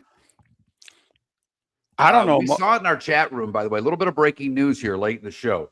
NBA, and I know a lot of you don't care, but Shams is reporting that Cade Cunningham will miss an extended period of time with a collapsed lung. So the Pistons MVP candidate, a collapsed lung, going to be out for an extended period of time. Will be interesting if they can hold on to the 1 seed. What's their lead over Boston? Like 3 games? Sounds about right. I don't have it in front of me. It was 4.5 a week ago, but it changes so frequently, and Detroit's not been playing all that well. So curious if they can hold on to the 1 and then hopefully get them back. The good, the bad, and the ugly. Today was a day win, and a little what's on tap to finish things off on a Thursday edition of Miller and Moulton.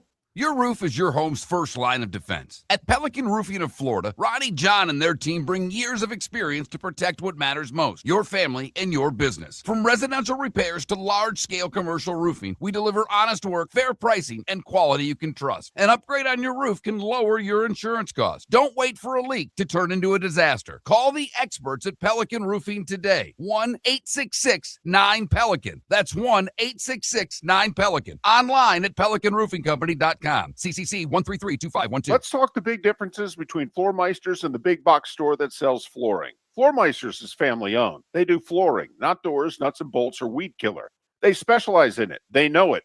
Floor Meisters backs their installer. So if there's ever an issue, good chance the boss, TJ, will come out and make it right.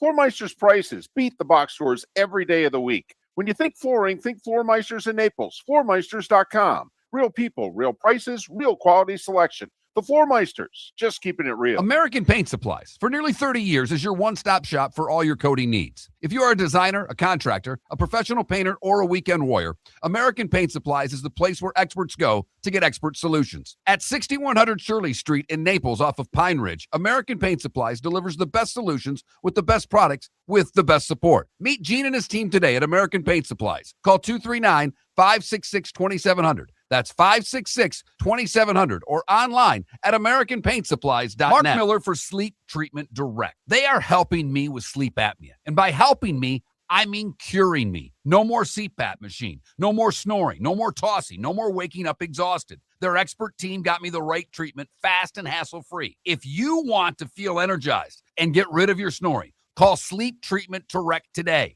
444-1741. That's 239-444-1741. Sleep Treatment Direct. Sleep safe and sound. This is Miller and Moulton.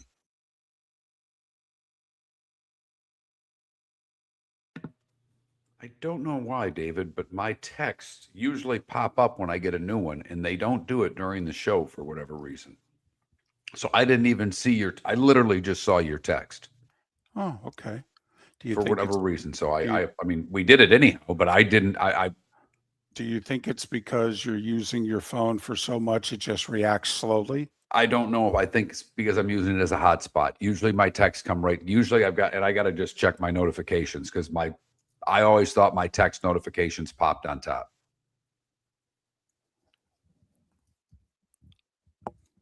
Well, why, thank you, Michael. Very nice of you.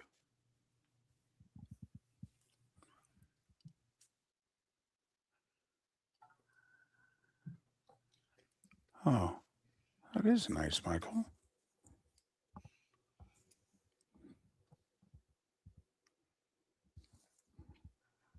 I got to be honest. I had no idea David was going olive oil meat to set me up with the perfect analogy. Oh, my goodness, yes.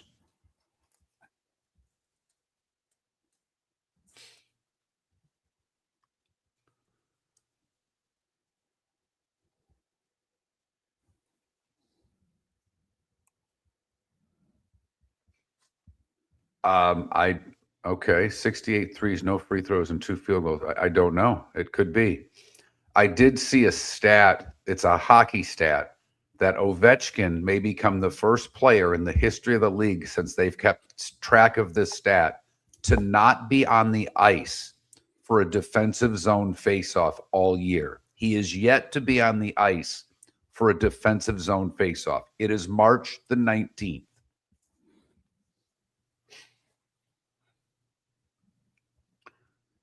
Canada, that's reckless and wrong. First off, I mean, a collapsed lung and you think he's up for a contract. This isn't a saying I've got a bad ankle. It's a collapsed lung. That's like saying Austin Matthews hurt his knee on purpose. That's just, to be honest, that's ignorant. It might even be past ignorant and just be plain old stupid, because ignorance not knowing any better. I mean, come on.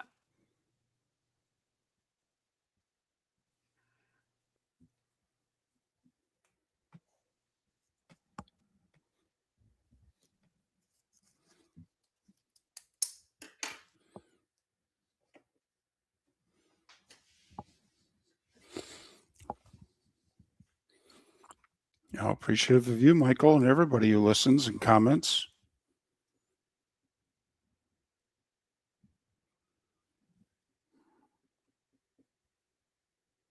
I mean, you want to start saying Embiid's faking injuries to not play, I'll be on your side. Saying Cade Cunningham faked a collapse. Think about what you just typed. Faked a collapsed lung to get a better contract. He's the only player Detroit's got. He's going to get a max deal to be in Detroit when his contract's up. Period. He ain't going anywhere because you get the most money to sign the max deal.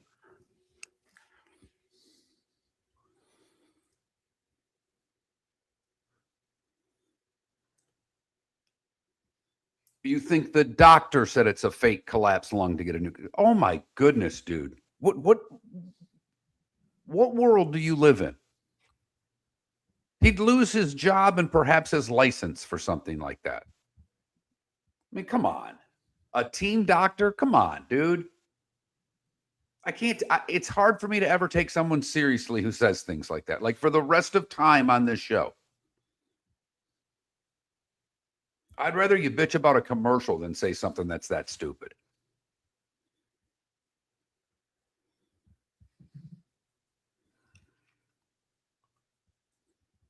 I think Mark would rather talk about the Leafs.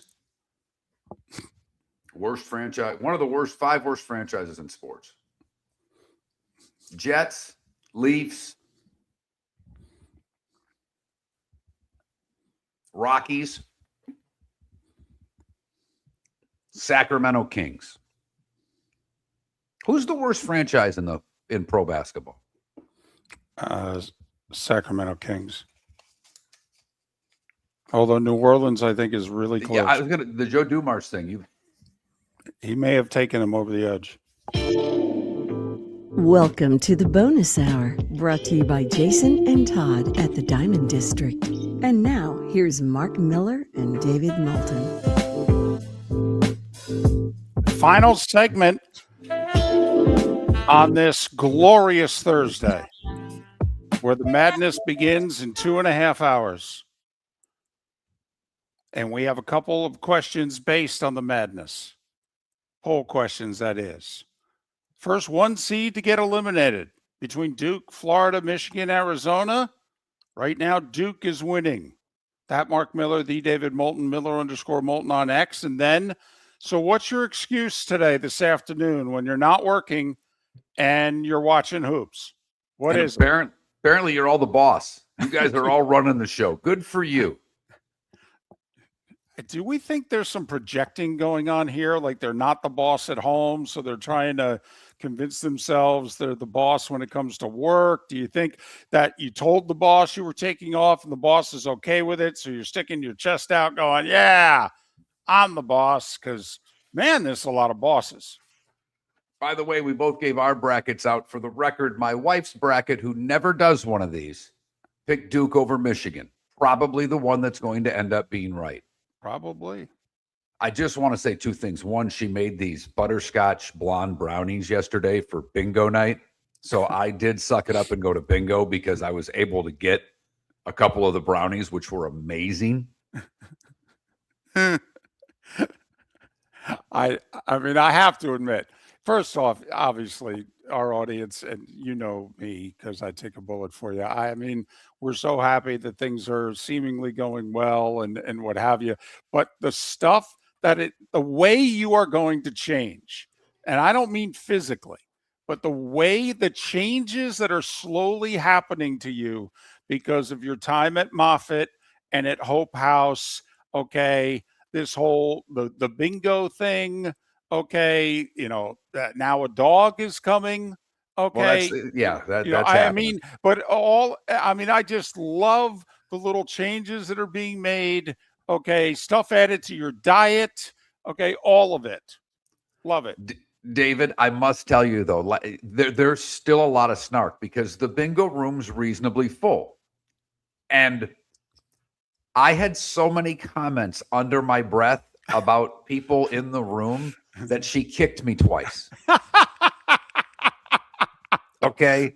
Which jeopardizes your health these days, by the way. I was kicked to the shins. It didn't really, as long as we don't cut anything, as long as the boots aren't sharp, if you know what I mean. But the first glare that I got for one of the comments I made was priceless. Listen, when you return to the 239, you're going to accompany her to bingo because trust me, all the bingo rooms are the same. You think they're different? Okay, no way.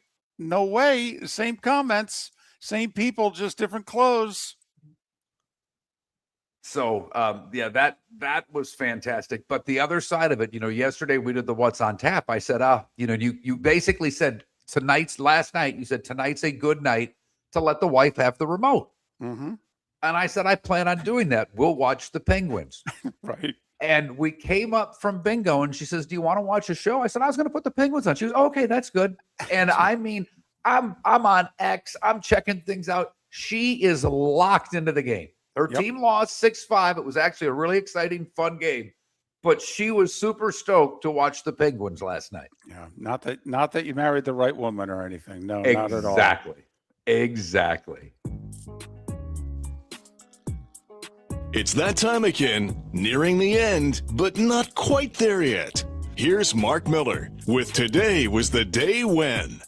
David, it was today, 1918, the United States adapts the Standard Time Act, also known as the Calder Act, a federal law implementing standard time and daylight savings time and defining the 5 time zones for the United States. 1919, jazz music plays throughout New Orleans after a serial killer threatens to murder anyone not listening to it. Wow. Right. What is that? The line from North Dallas 40? Eat here or I'll kill you. What were the two characters? Joe Bob's Fine Foods. Yeah, eat here or I'll kill you. Right.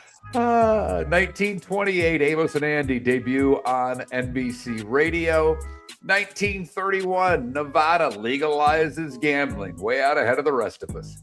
Today in 1955, San Francisco beats LaSalle for the NCAA championship. Bill Russell, the tournament's most outstanding player. I think because they went back to back. I'm trying to figure out, was that their first or second? I think it was their first. Could be wrong. Historic college basketball today in 1966. Kentucky loses the final 72-65 to Texas Western. Yeah. First NCAA title for an all-black starting 5. That's now UTEP, for the record. The last Mary Tyler Moore show aired on CBS today in 77. Couple of back-to-back sad days in the rock and roll world. Today in 82, I don't know if there's a rock and roll death that is more rock and roll than this. Ozzy's guitarist, Randy Rhoads, dies at 25 when he takes a plane ride with a pilot who tries to buzz Ozzy's tour bus. The wing hits the bus and the plane crashes, killing the pilot, the tour costume designer, and Rhoads. Also today in 1990, Andrew Wood, who is the singer of Mother Love Bone, dies at the age of 24. The rest of the band would go on to form this group you may have heard of. It's called Pearl Jam. Brett Hall gets to 80 today in 91. But today, also in 91, the NFL strips Phoenix of the 93 Super Bowl because they did not recognize the Martin Luther King Jr. holiday. I don't really care about these like Guinness records. I think they're all silly, but this one I thought was fun for whatever reason. Today in 1994, in Yokohama, Japan, the world's largest omelet was made. Do you care to take a guess at how many eggs, David? Ooh. 80? No. Multiply that by 200. 160,000 eggs were made into an omelet. Holy guacamole. Yeah. How much cheese do you need for that? Well, how do you keep it all together? Wow. That's a big pan. Yeah. That's a lot of spatulas. You can't do the one-arm flip with 160,000 eggs. How much cheese do you need for that omelet?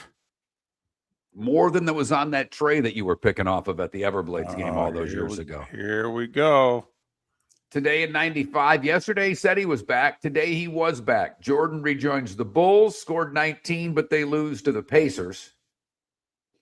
Today in 2003, American and British-led coalition start the invasion of Iraq. And I think a good day today in 2012 because Wendy's overtakes Burger King to become the second best hamburger chain.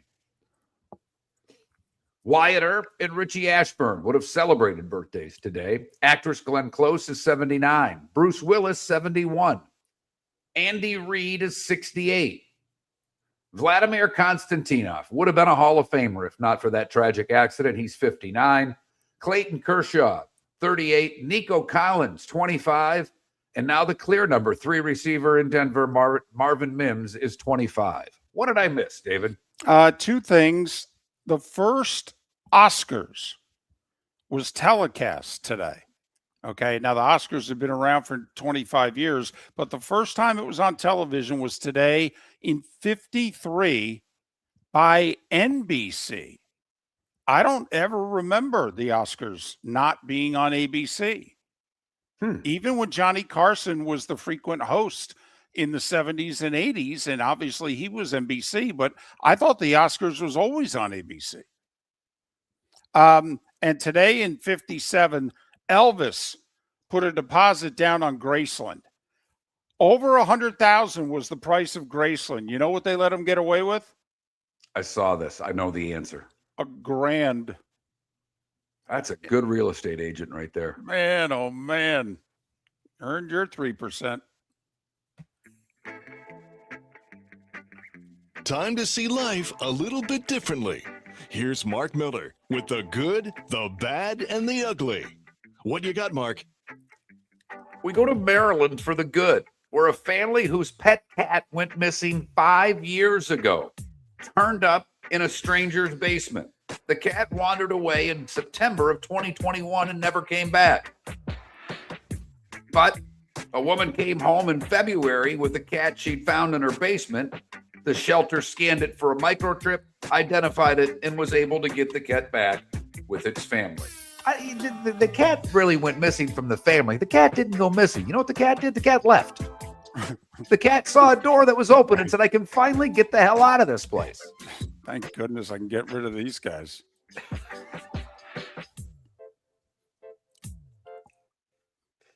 So for the bad, really, you're going to do that to me right now? Unbelievable.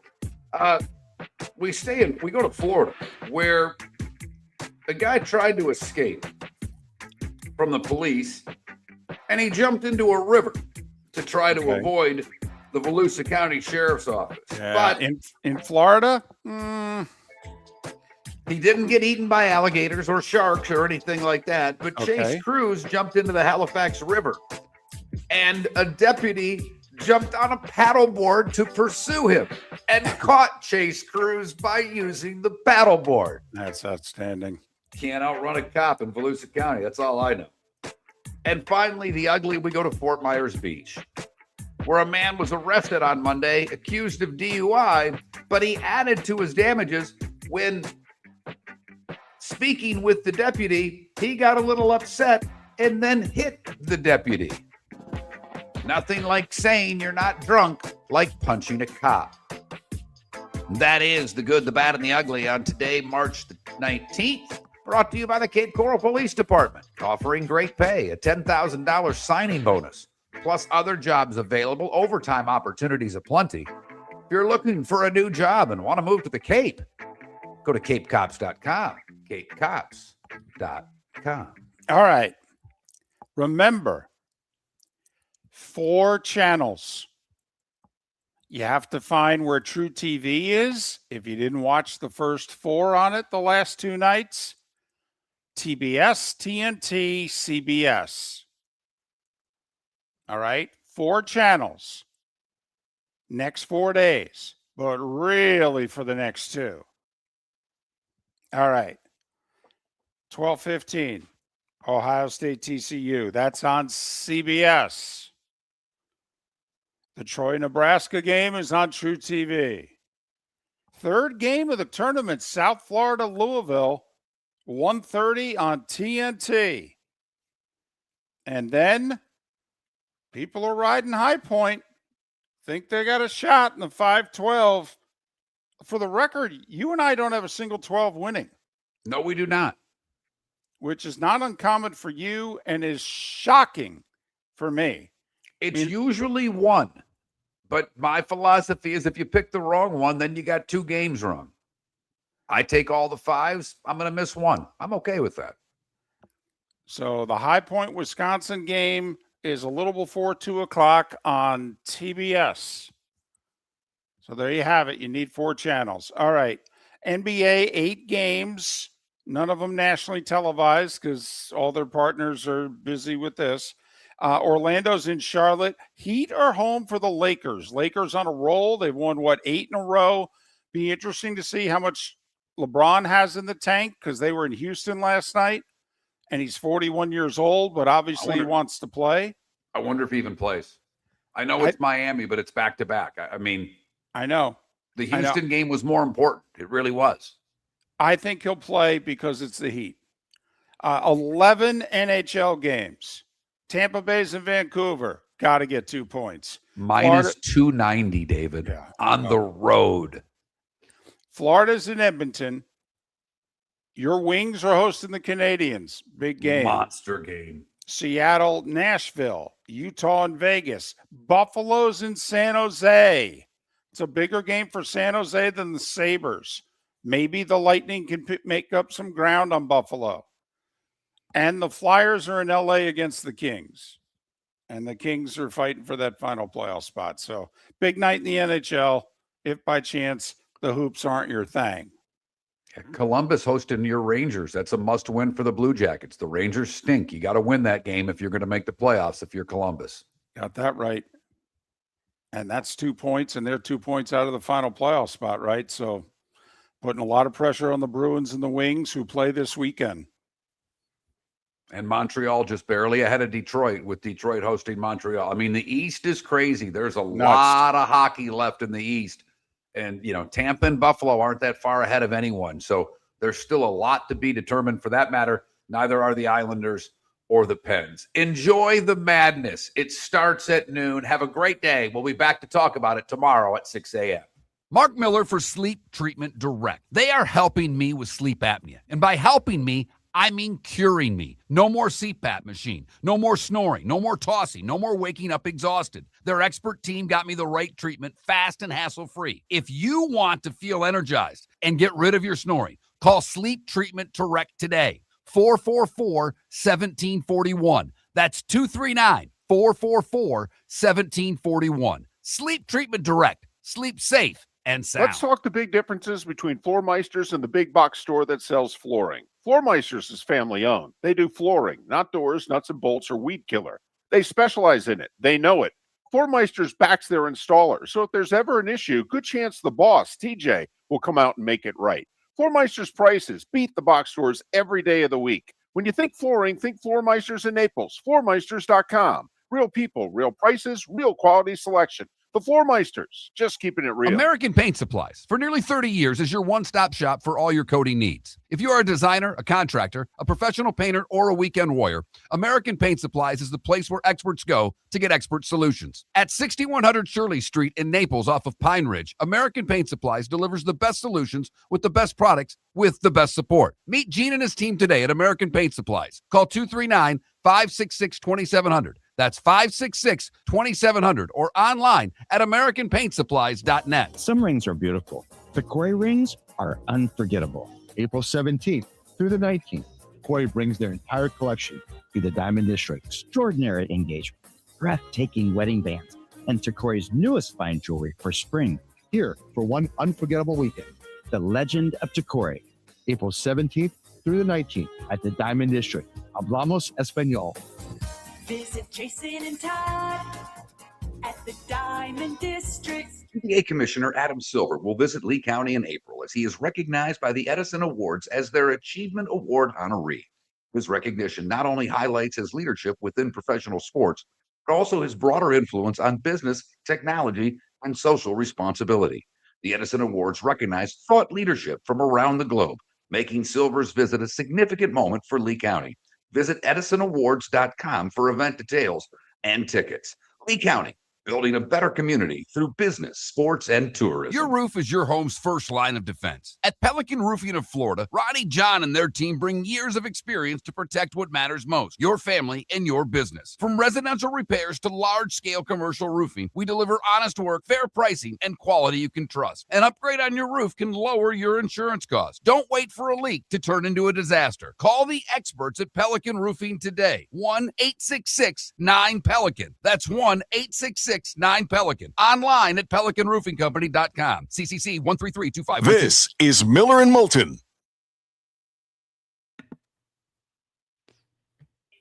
Thanks, Rick. You bet. You bet. Have a great day. All right, talk to you tomorrow. You bet. Okay. Do your thing. Good luck.